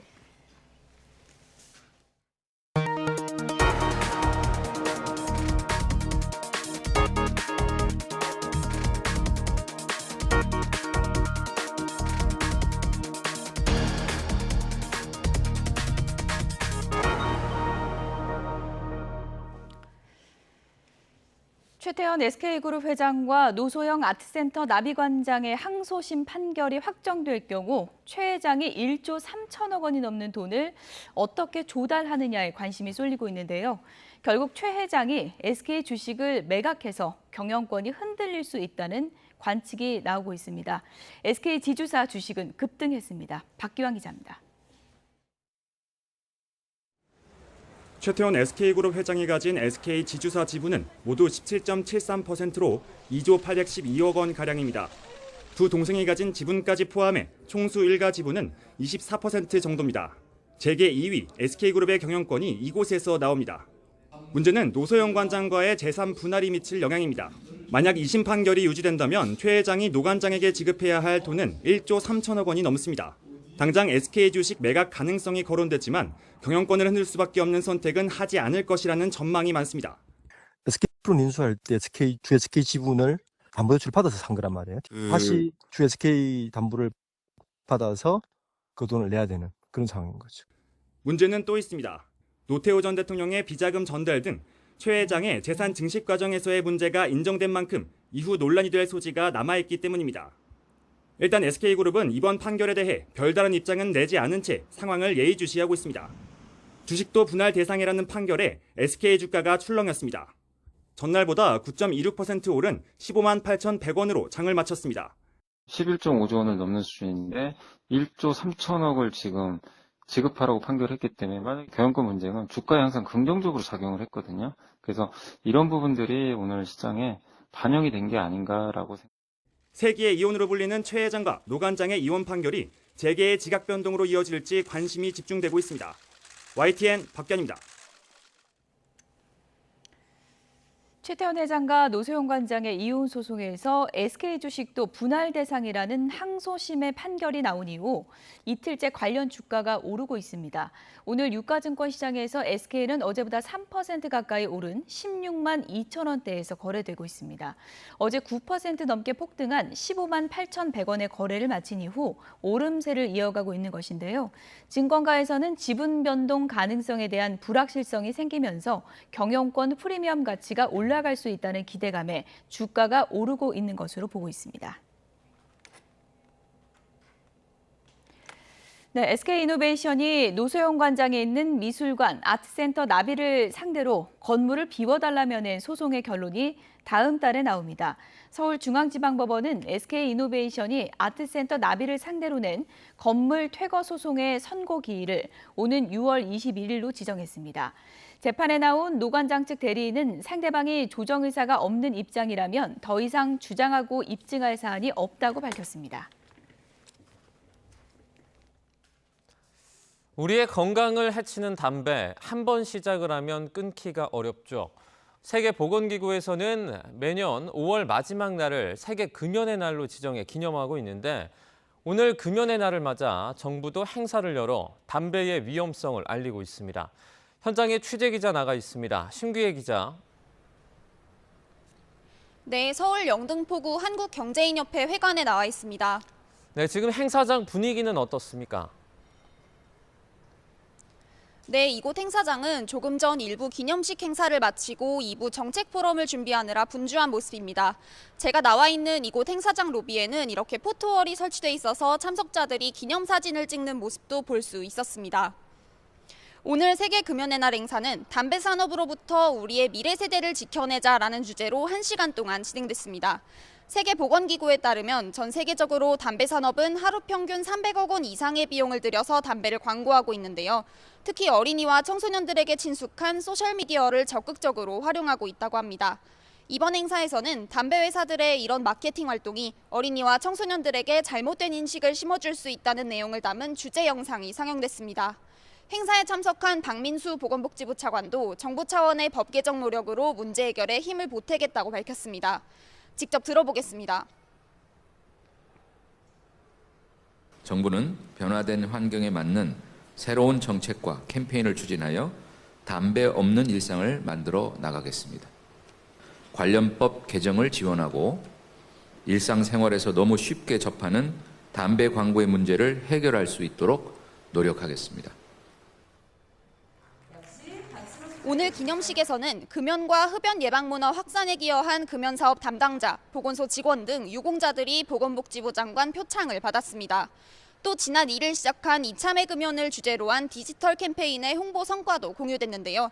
잠시 후 시작할 2부에서는 담배 산업의 전략과 아동 청소년 보호 전략을 주제로 담배 규제 정책 포럼이 진행될 예정입니다. 지금까지 서울 영등포구 한국경제인협회 회관에서 YTN 신기혜입니다. 어제와 달리 오늘은 하늘이 무척 쾌청합니다. 현재 서울 기온이 24도 가까이 올랐고요. 햇살이 무척 따스해서 앞으로 기온은 2도가량 더 오를 것으로 보입니다. 낮 동안 활동량 많으신 분들은 다소 덥다 싶은 느낌도 들겠는데요. 옷차림 가볍게 해주셔도 좋겠습니다. 다만 햇살이 무척 강한 데다가 자외선도 강합니다. 외출하실 때는 자외선 차단제 꼼꼼히 발라주셔야겠습니다. 6월의 마지막 날인 오늘 오후가 되면서 전국 하늘이 맑게 겠습니다. 내리쬐는 햇살에 기온도 어제보다 높게 오르겠는데요. 오늘 지역별 낮 기온 살펴보면 서울 26도, 광주 27도로 다소 덥겠습니다. 특히 대구 29도 등 영남 곳곳에서는 30도에 가까운 여름 더위가 이어지겠습니다. 다만 오늘 밤부터는 서쪽 지방부터 하늘이 차차 흐려지겠습니다. 주말인 내일은 중부와 경북 지방에 비 예보가 있는데요. 이 비는 오늘 밤 경기 북부를 시작으로 밤 사이에는 수도권을 중심으로 지나겠고요. 내일 오전에는 영동에 비가 시작돼 종일 동쪽 지방을 중심으로 오락가락 이어지겠습니다. 비의 양은 5에서 20mm로 많지는 않습니다. 다만 대기 불안정으로 내일 오후부터 강원과 경북 지역에서는 비가 벼락과 돌풍을 동반해서 요란하게 쏟아질 수 있겠습니다. 이 비는 내일 밤이면 대부분 그치겠지만 강원과 경북 곳곳에는 휴일인 모레까지 이어지는 곳도 있겠고요. 다음 주는 하늘이 대체로 맑겠습니다. 이 본격적인 여름의 시작을 앞두고 연일 일교차가 10도 이상 크게 벌어지고 있습니다. 감기 등 환절기 질환 걸리지 않도록 체온 조절과 건강 관리 잘해주셔야겠습니다. 지금까지 YTN 고은재입니다.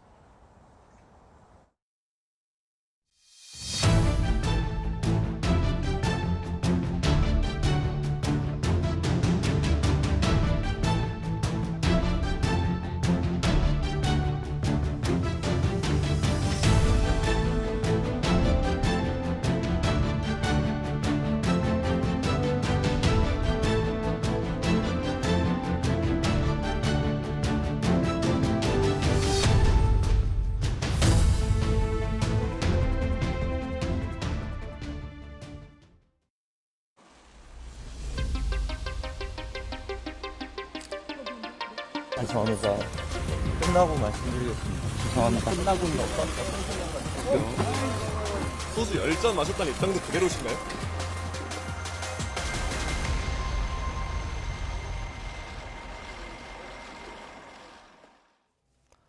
경찰이 가수 김호중 씨에게 음주운전 혐의를 추가해 오늘 오전 검찰로 송치했습니다.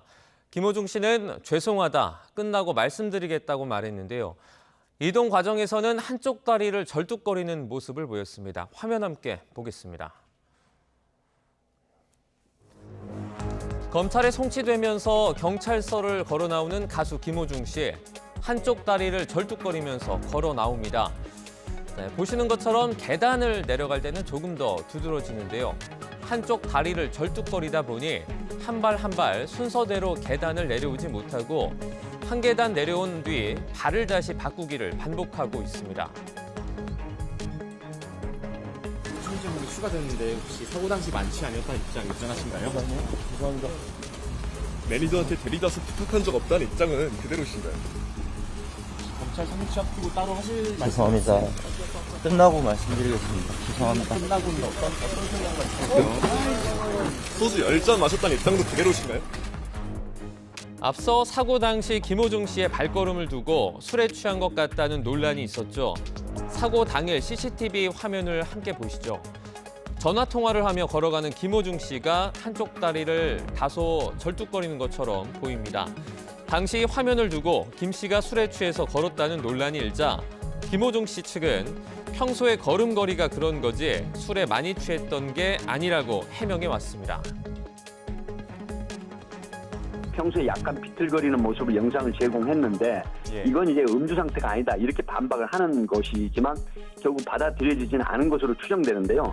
이 경찰은 이제 법 보행 전문 기관에 걸음걸이 영상 분석을 의뢰했는데 이 CCTV상 화질이 불분명할 때 법 보행 그 분석을 통해서 범인을 특정하기도 하죠. 일단 경찰은 위드마크 공식을 적용해서 음주운전 혐의를 추가해 김호중 씨를 기소했는데요. 당시 CCTV 화면에 걸음걸이를 두고도 만취한 것이 맞냐 아니냐 법적 공방이 이어질 것으로 보입니다. 트로트 가수 김호중 씨의 음주 뺑소니 사건과 관련해서 가수 길 씨가 참고인 조사를 받았다고 소속사가 밝혔습니다. MLD 엔터테인먼트는 길 씨가 경찰의 참고인 조사에 응해 알고 있는 사실을 기억대로 모두 진술했으며 길 씨는 참고인이지 혐의자가 아니라고 밝혔습니다.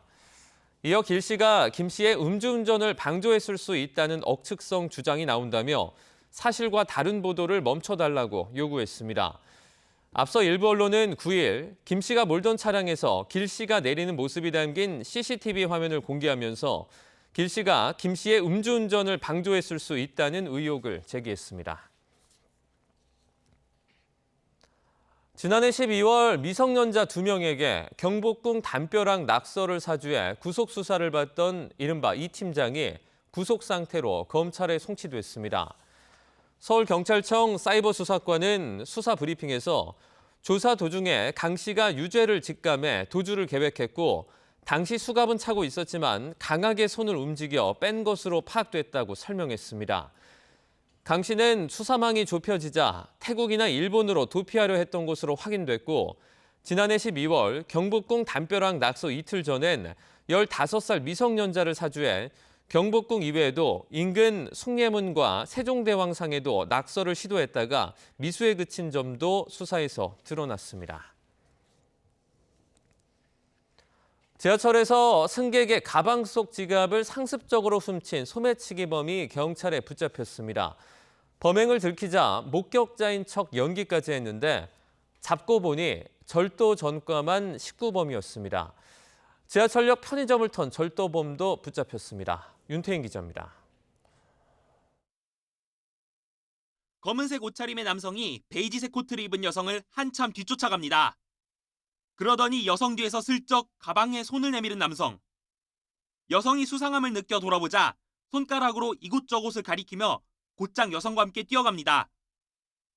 50대 남성 A씨가 소매치기 범행을 해놓고선 범인을 뒤쫓는 척 목격자 연기를 한 겁니다. 심지어 A씨는 달아난 범인이 버린 빈 지갑만 주었다며 지갑 속 피해자의 명함을 보고 직접 전화까지 하는 대범함을 보였습니다. 못 잡았어요. 그래 갔는데 돈만 그대로 지갑만 넣고 갔어요. 남양역으로 오시면 될 것 같아요. 일주일 뒤엔 전동차 안에서 다른 승객의 가방에서 지갑을 꺼내는 모습이 다시 포착됐습니다. 잡고 보니 A씨는 절도점검한 19범이었습니다. 출소한 지 2달 만에 범행에 나섰다가 다시 경찰에 덜미가 잡혔습니다. 2년 전에 구속한 소매치기 수법하고 동일한 거였어요. 그다음에 인상착의도 동의를 했습니다. 자물쇠로 잠긴 지하철역 편의점을 턴 절도범도 경찰에 붙잡혔습니다. 50대 남성 B씨로 자물쇠를 따고 들어가더니 계산대에 있는 현금과 담배를 챙겨 유유히 사라집니다. B씨 역시 전과 19범으로 출소한 지 불과 나흘 만에 다시 범행을 저질렀습니다. 경찰은 A씨와 B씨를 모두 구속해 검찰에 넘겼습니다. YTN 윤태인입니다. 이스라엘과 이란의 무력 충돌로 화약고 중동은 불안에 떨고 있습니다.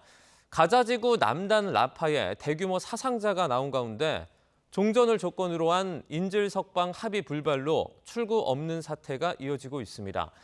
이스라엘 명형주 리포터 연결해 현장 상황 자세하게 들어보겠습니다. 자, 리포터님 나와 계십니까? 네, 안녕하세요. 네, 지금 국내 보도는 현재 라파 지구에 집중이 되고 있는데요. 먼저 지금 리포터님이 계시는 곳은 어딘지 그리고 안전한지부터 말씀을 좀 부탁드립니다. 네, 저는 예루살렘에 있습니다. 그래서 지금 현재 저희는 안전한 상태이지만 지금 10월 7일 이후로 계속 시작된 공격으로 인해서 이스라엘은 하루 평균 65회에서 70회까지 로켓 경보가 매일 울리고 있습니다. 게다가 하마스 공격뿐만 아니라 헤즈볼라의 공격, 북쪽에서의 공격, 그리고 서한 지구 내에서는 테러 공격이 거의 매일 일어나고 있기 때문에 네. 지금 굉장히 어수선한 상황입니다. 네, 그러면 지금 무력 충돌은 어떤 상황입니까? 거의 이렇게 매일같이 일어나고 있다고 보면 될까요? 네, 맞습니다. 헤즈볼라의 공격은 굉장히 많이 계속되고 있는데요. 지금 하마스에서 날아오는 공격은 많이 줄었지만 북쪽에서 헤즈볼라의 공격이 90%를 차지하고 있고 게다가 서한 지구 내에서 매일 총기 테러나 흉기 테러, 차량 돌진 테러가 일어나고 있습니다. 게다가 또 종종 이라크 시아파의 무장단체 자살 드론 공격도 이어지고 있어서 지금 전방위적으로 이스라엘은 공격을 받고 있는 것으로 아시면은 될 것 같습니다. 게다가 지금 특별히 가자 내에서 일어나고 있는 전투는 이 가자 북부 지역에서 고강도 교전이 일어나고 있고요. 지금 세상이 주목하고 있는 이 라파 지상작전 같은 경우는 저강도 정밀 타격 작전으로 지금 이스라엘군이 진행을 하고 있었다고 얘기를 하지만 지난번에 일어난 이 라파 폭격으로 인해서 민간인 사상자가 일어나면서 지금 현재 이스라엘군이 굉장히 많은 조사를 하고 있습니다. 게다가 이 라파 지상작전은 이스라엘이 이 필라델피 회랑을 이집트의 밀반입 통로들, 테러 터널을 제거하기 위한 작전을 최우선으로 하고 있었는데요. 그제 이스라엘군이 필라델피 회랑을 점령하면서 라파 작전의 새로운 국면을 맞이하고 있습니다. 네, 이런 가운데 팔레스타인 무장정파 하마스가 이 전쟁 중단을 조건으로 인질 석방에 합의할 준비가 돼 있다 이렇게 밝혔지만 이스라엘이 제안을 받아들이지 않았다라는 소식이 전해지고 있습니다. 이를 두고도 갑론을박이 계속 나오고 있는데 이로 인해서 이 종전이 또 한 번 답보 상태에 빠진 것으로 보이죠? 네, 맞습니다. 지금 현재 이스라엘 입장에서는 하마스의 무장과 그다음에 정치적 지휘부들을 제거하지 않고는 전쟁을 끝낼 수 없다는 입장을 고수하고 있기 때문에 지금 현재 어떠한 입장의 변경이 없습니다. 게다가 며칠 전에 여성 군인 인질들 5명이 하마스에 의해 납치되는 하마스 바디캠 장면들이 이스라엘 사회 전체에 공개되면서 공개되고 그리고 또 지난주에는 가자 북부 지역에서 인질 시신 7구를 테러 터널 안에서 수습해 오면서 조금이라도 살아있는 인질들에게 시간이 많이 남아있지 않다는 의견들로 이스라엘 사회가 굉장히 동요가 많습니다. 그래서 이스라엘 정부는 이집트에 다시 협상단을 파견은 했지만 종전을 전제로는 협상을 하지 않겠다라는 입장을 고수하고 또 하마스는 종전을 전제로 한 협상을 해야 한다는 입장을 고수하고 있기 때문에 양측 입장이 전혀 좁혀지고 있지 않습니다. 이런 상황이다 보니 이스라엘이 하마스에 물리적 압박을 가하고 지휘부를 제거하고 인질들을 구출하는 방법밖에는 없다는 의견이 모아지고는 있지만 인질 가족들의 마음은 더 타들어가고 있기 때문에 텔아비브 인질 광장에서는 전쟁 종료와 현 정부 교체를 요구하는 시위가 매일 밤 열리고 있습니다. 네, 지금 이처럼 이스라엘이 강경한 입장을 고수하고 있는데요. 이런 가운데 가자 지구의 최남단입니다. 이 도시 라파 난민촌을 공습하면서 수십 명이 숨졌습니다. 탱크가 이제 도심으로 들어갔다라는 외신 보도도 나오면서 저희가 전달해 드리기도 했는데요. 충돌 상황이 이제 갈수록 좀 악화하고 있는 것으로 보이죠? 지금 현재 외신에 전달되고 있는 것과 여기 현지에서 전달되는 매체가 약간은 의견이 좀 다른 경우가 있는데요. 지금 현재 이 라파 지상작전은 이스라엘이 정민 타격 작전을 수행하는 것으로 전제 하에 미국의 이 동의를 받아낸 것으로 지금 이스라엘 내에서는 전달되고 있습니다. 그래서 라파 지상작전에서 정밀 타격으로 인해서 이 대부분의 라파 시민들이 3주 사이에 거의 120만 명이 그 지역에서 대피한 것으로 보이고요.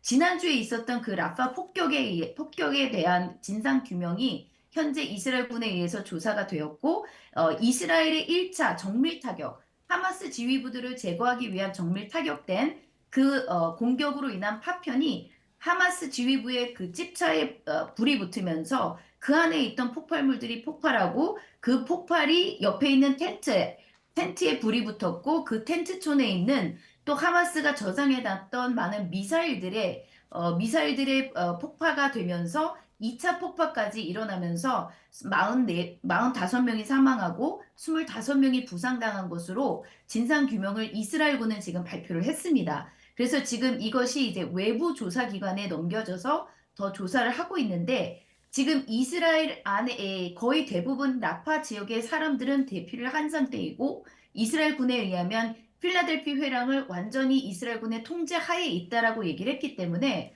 고강도 지상작전보다는 저강도 지상작전으로 인해서 굉장히 라파 지역은 조용한 편입니다. 대신에 이스라엘군에게 이 가자 지역의 북부 지역에서 굉장히 많은 충돌과 무력 충돌과 그리고 인질 시신 7구를 수습하는 그 과정에서 하마스와 굉장히 강도 높은 교전이 일어나면서 지금 가자 북부의 교전이 더 심각한 것으로 이스라엘에서는 보도되고 있습니다. 네, 이제 무엇보다 가장 심각한 문제는 민간인들의 희생일 겁니다. 이스라엘이 라파 국경 검문소를 장악을 하면서 구호품 통과가 막히는 바람에 가자 지구 아이들이 하루 한 끼도 제대로 먹지 못하고 있다고요. 네, 맞습니다. 지금 이 라파 지상작전으로 인해서 이집트와 국경을 같이 나누고 있는 이 라파 국경이 대부분의 구호품들이 들어오던 통로였지만 이 지상작전으로 인해서 거의 5일 동안 이제 막혀 있었는데요. 일주일 동안 막혀 있었는데요. 그렇지만 이스라엘군은 이 가자 북부를 통해서 이 구호 트럭들 반입을 늘리고 있다라고 얘기를 하고 있습니다. 그러나 유엔 인도주의 업무 조정국은 지난달 가자지구 영유아의 영양 실태를 조사한 결과 85%가 조사 직전 사흘간 하루 평균 한 끼도 먹지 못했다고, 그리고 또 영유아 95%는 하루 2가지 이하의 식품군만 섭취해 영양 불균형도 심각한 상태로 보고하고 있습니다. 네, 이런 가운데 라파 국경검문소 구호품 트럭 출입을 허용하기로 합의를 했던 이스라엘의 현지 보도가 나오기도 했습니다. 가자 지구에 이제 조금 숨통이 트인다 볼 수 있을까요? 네, 맞습니다. 그동안 라파 국경을 통해서 대부분 60% 이상의 구호품들이 들어가고 있었기 때문에 이 라파 국경이 다시 열리게 되면 하루 평균 550대에서 700대까지 반입을 할 수가 있다고 얘기를 하고 있습니다. 그러나 이 가자 내에서 물품 반입보다는 지금 현재 가자 내에 들어간 물품들이 가자 주민들에게 전달되는 것이 문제라고 얘기를 하는데요. 현재 들어가는 구호 물품들 60% 넘게 하마스 무장단체가 탈취하고 있고 나머지는 가자 내에 상인들에게 전달돼서 무료로 나눠지는 것이 아니라 시장에서 판매되고 있다고 보도되고 있습니다.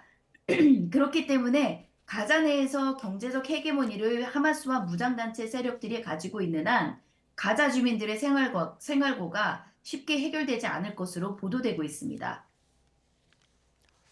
네, 여기까지 듣도록 하겠습니다. 이스라엘과 이란의 무력 충돌 그리고 라파 공습 등을 포함해서 이스라엘 명령조 리포터 연결해서 현장 상황 자세하게 알아봤습니다. 고맙습니다. 감사합니다.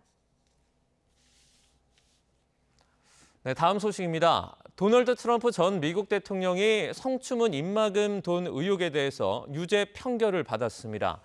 전직 미국 대통령으로서 최초인데 트럼프는 진정한 판결은 11월 5일 대선일이 될 것이라며 강력히 반발했습니다.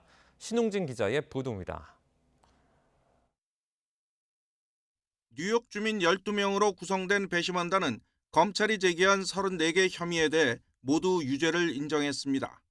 검찰과 트럼프 전 대통령 측의 최후 변론이 끝난 지 이틀 만, 심리 시간으로 따지면 10시간 만에 내린 결론입니다. 배심원단 판결은 만장일치로 나와야 하기에 몇 주가 걸릴 것으로 전망됐는데 예상 외로 빨리 합의에 이르렀습니다. 증인의 진술이 그만큼 신빙성이 있었다는 것으로 풀이됩니다.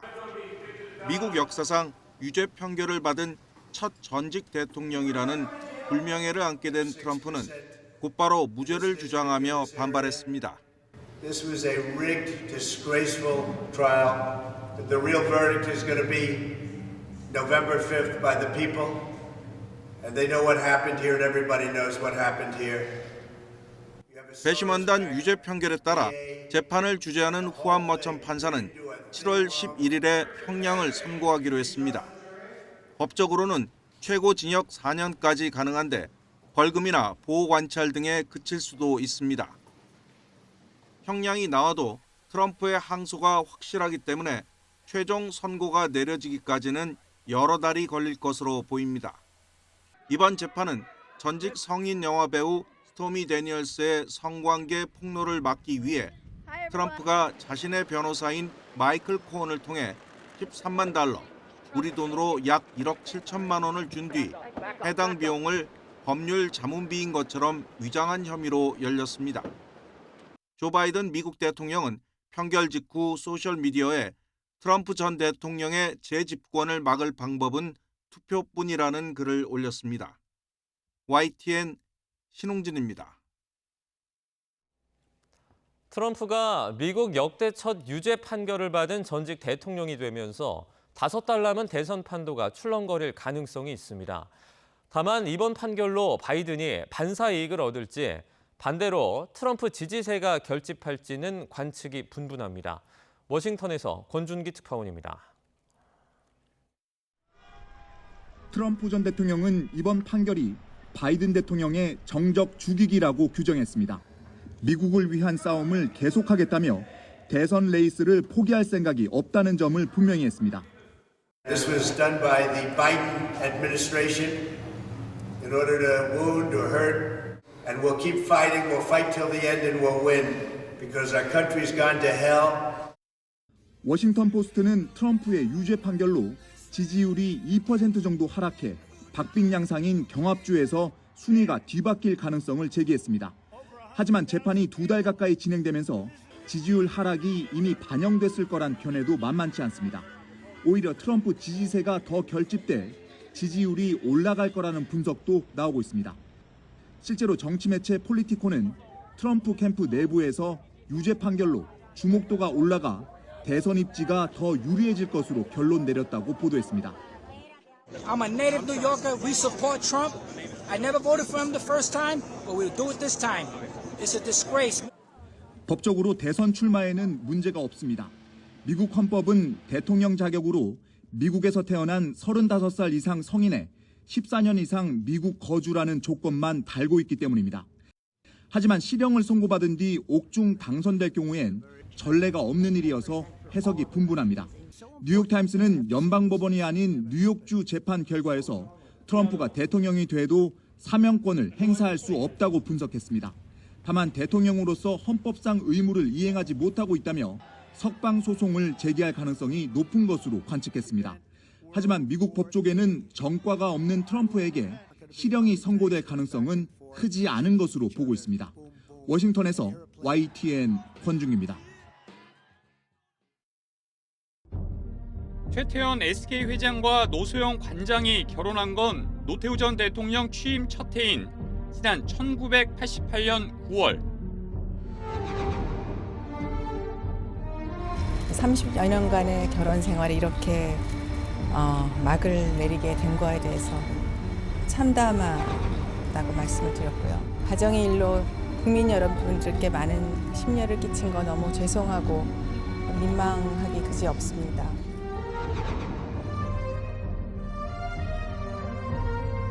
세기의 이혼이라고 불리는 최태원 SK 회장과 노소영 아트센터 나비관장의 이혼 소송. 서울고등법원은 최 회장이 노 관장에게 위자료 20억 원, 재산분할로 1조 3,808억여 원을 지급하라고 판결했습니다.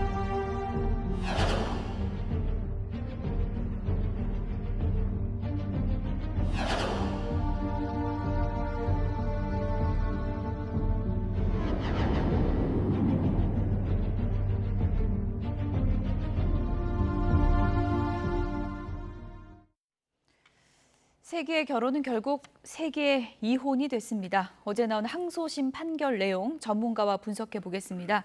김광삼 변호사 그리고 정철진 경제평론가 두 분을 모셨습니다. 어서 오세요. 네, 안녕하세요. 먼저 판결 내용을 좀 알아봐야 될 것 같은데요. 액수가 지금 1조가 넘었거든요. 이렇게까지 몇십 배가 1심보다 뛴 이유 뭐라고 보세요? 일단 대한민국 역사상 처음 있는 일이고요. 일단 중요한 것은 그거죠. 이제 1심에서는 SK 최태원 회장이 이제 SK 주식을 17% 좀 더 가지고 있거든요. 예. 이 SK 주식에 대해서 과연 노소영 씨가 기여를 했느냐 안 했느냐 이제 이 부분이 쟁점이었는데 1심에서는 이 주식과 관련해서 인정하지 않았어요. 그러다 보니까 1심에서는 유자료도 1억, 그다음에 여러 가지 재산분할 금액도 한 665억인가요? 그 정도밖에 인정이 안 됐는데 제일 상수심의 쟁점은 그러면 SK 회사에 대해서 노소영 씨가 기여를 했느냐 기여하지 않았느냐 이제 그게 제일 중요한 쟁점이었는데 예.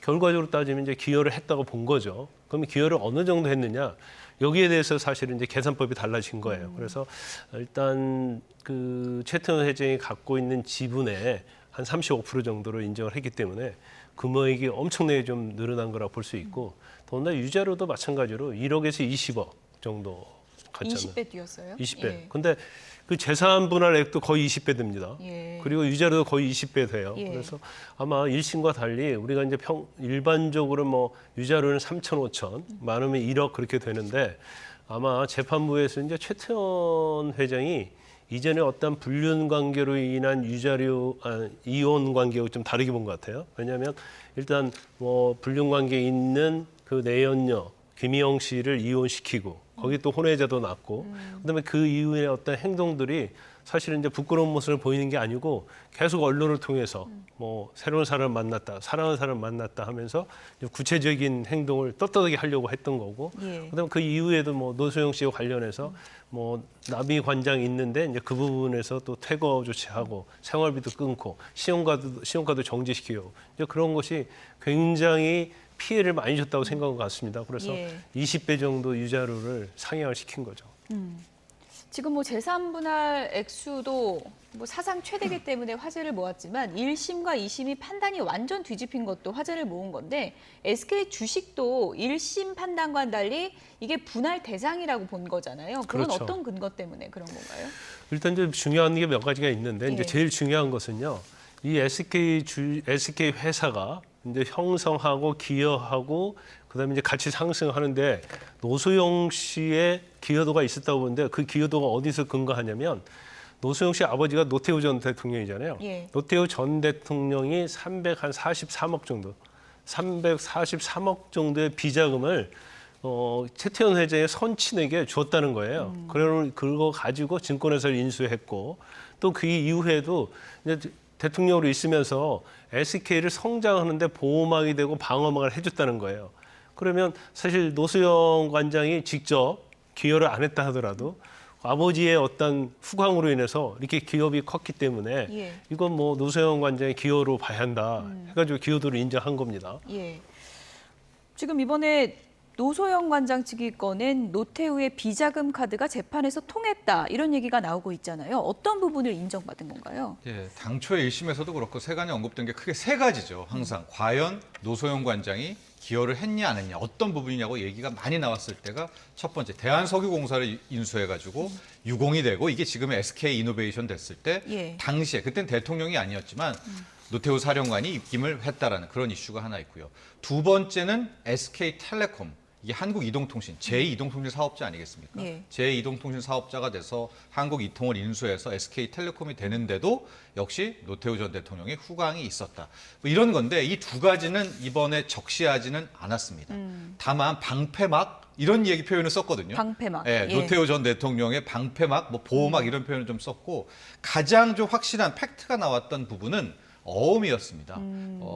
노태우 이제 전 대통령의 그 비자금이 들어갔다는 부분인데 성경건설에 어음 50억짜리 6장 300억이죠. 이게 실은 최 씨 쪽으로 들어간 것이 확인이 됐다. 이게 결국 이 돈 어디에 썼나 봤더니 태평양증권을 인수한 것이고요. 그 태평양증권이 지금의 SK증권 전신이거든요. 그러니까 이 점 하나는 좀 명백하게 나왔고 법원에서 확인을 했으니까 이거를 미추어 본다면 그동안에 계속 나왔던 과연 노태우 전 대통령, 그러니까 바꿔 말하면 최태원 회장이 노 전 대통령의 사위라는 것이 지금의 SK그룹에 긍정적인 영향을 줬냐 안 줬냐라는 것을 이제 법원은 우회적으로 인정을 했다라고 보고 있습니다. 최태원 회장 측에서는 분명하게 그 비자금 안 들어갔다라고 주장하고 있는 상황이잖아요. 근데 그 비자금이 쓰였다는 거를 법원에서 공식적으로 인정을 하게 된 건가요? 어떻게 봐야 되는 겁니까? 그렇게 추정을 하는 거죠.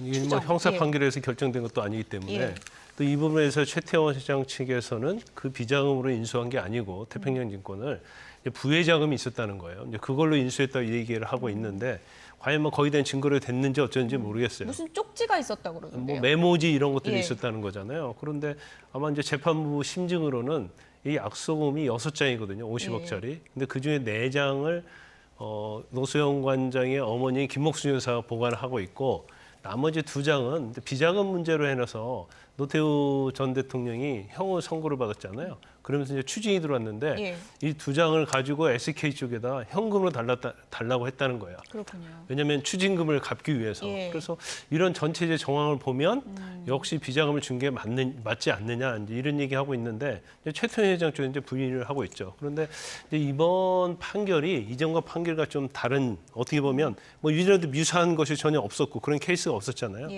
그러면 비자금을 작성해서 300억이 설사 들어가서 그 돈으로 증권회사 인수했다고 치자는 거죠. 그러면 비자금 자체는 불법적인 자금인데 불법적인 자금을 직접적으로 최태원 회장한테 주지 않고 최태원 회장은 선친에게 줬단 말이에요. 그걸로 증권회사에 인수했다고 한다면 이게 과연 불법적인 문제도 있지만 노소영 관장이 기여를 했느냐 이런 문제가 좀 있을 수 있고 그다음에 대통령으로서 어떤 방어막을 해서 SK의 어떤 가치 상승에 기여했다 이런 부분 자체도 사실은 이제 대통령이 어떤 재벌을 위해서 방어나 방패막을 하면 안 되잖아요. 근데 그걸 했단 말이에요. 근데 했는 것 자체를 가치로 산정했다는 거고 또 그렇게 방패막 방어막도 노소영 관장의 아버지가 했는데 노소영 관장이 뭐 기여를 한 걸로 계산을 했기 때문에 이 부분은 제가 볼 때는 대법원에 가면 상당히 논쟁이 될 거고 대법원 판단이 뭐 바뀔 여지도 해석의 여지가 있다. 그렇죠. 상당히 있다고 봅니다. 그러면 재산 분할 액수가 대법원 가서 조정될 가능성이 어느 정도 있다고 보시는 거네요. 그렇죠. 이제 대법원에서는 일단 뭐 중요한 게 비자금이 쓰인 거에 대해서 이걸 과연 기여로 인정할 수 있느냐. 그다음에 대통령으로서 어떤 바람막이 하는 것이 기여도를 인정할 수 있느냐 이 부분에 판단하는데 그냥 뭐 얼마다 그렇게 대법원에 나오지 않고요. 이걸 인정한 판결이 만약 잘못됐다고 하면 파기환송하는 거고 뭐 잘못되지 않았다고 하면 이제 대법원에서 근데 그대로 확정이 되는 거죠. 최태원 회장 측은 이제 대법원 판결에 사활을 걸 것 같은데 어제 주가를 보니까 SK 주가가 많이 올랐던데 오늘도 지금 올랐거든요. 이거 왜 그런 거예요? 그렇습니다. SK 하면 이제 주식 투자 하시는 분은 알겠지만 한둘입니까 SK가? 그래서 어제 올랐던 주식은 주 SK, SK 전체 그룹의 지주회사다라고 볼 수가 있을 것 같은데 실은 왜 SK가 올랐나 이걸 알려면 전체의 SK그룹의 지분 구조 같은 것을 예. 좀 한눈에 보면 좋겠습니다. 뭐 자세히 알 필요는 없겠지만 현재 SK그룹 같은 경우에는 예. 이미 지주회사 체제가 거의 완비가 돼서 앞서 말했던 가장 정점에 있는 저 주 SK에 대한 주식을 최태원 회장이 한 17%, 그리고 예, 친족들 합쳐서 한 25%에서 30%대를 갖고 있으면서 예. 저 밑단에 있는 회사들 있지 않습니까? SK이노베이션, 또 SK스퀘어, SK스퀘어 밑에는 하이닉스가 있고요. SKC 밑에 줄줄이 있고 또 SK텔레콤이 있고 저런 식으로 지배를 하니까 저 입장에서 최태원 회장은 굳이 뭐 밑에 단에 있는 주식을 가질 필요가 없고 예. 항상 저 주 SK 주식을 갖고 있습니다. 그런데 어제 이야기가 나왔던 게 예. 1조 4천억을 이제 조달을 해야 되잖아요. 예. 그러면 어떻게 조달하지? 해서 첫 번째 돌았던 후문은 이제 저걸 주식으로 주게 되면 노소영 관장이 뭐 지분 경쟁이다. 근데 이건 예. 완전히 틀린 이야기가 예. 계속해서 말씀드리면 노소영 관장은 현금으로 달라고 했어요. 난 현금으로 달라. 네. 예. 그러니까 지분 경쟁이라든가 M&A 이슈가 나올 어. 가능성 그거는 거의 없고요. 그럼 저거 팔아서 줘야 돼요? 그래서 어떻게 해야 이제 두 되는 번째 나온 건데 거예요? 예. 팔게 되면 SK그룹이 다 날아가죠. 아, 그러니까 그렇군요. 절대적으로 저 주 SK 지분은 팔지 않을 겁니다. 예. 그러면 어떤 방법이 있느냐? 우리가 주택담보대출처럼 주식도 주식담보대출을 받을 수가 있거든요. 그럼 주식담보대출을 받으려면 담보가액이 최대 커야 되겠죠. 예. 지금 어제 종가로 보면 주 SK의 뭐 지금 갖고 있는 최태원 회장의 지분 계산을 하면 한 2조 1천억 원 정도가 되니까 이렇게 생각할 수는 있겠죠. 앞으로 주 SK의 주가를 올리려고 예. 뭐 밸류업이라든가 주주 환원을 더 할 수가 있겠다.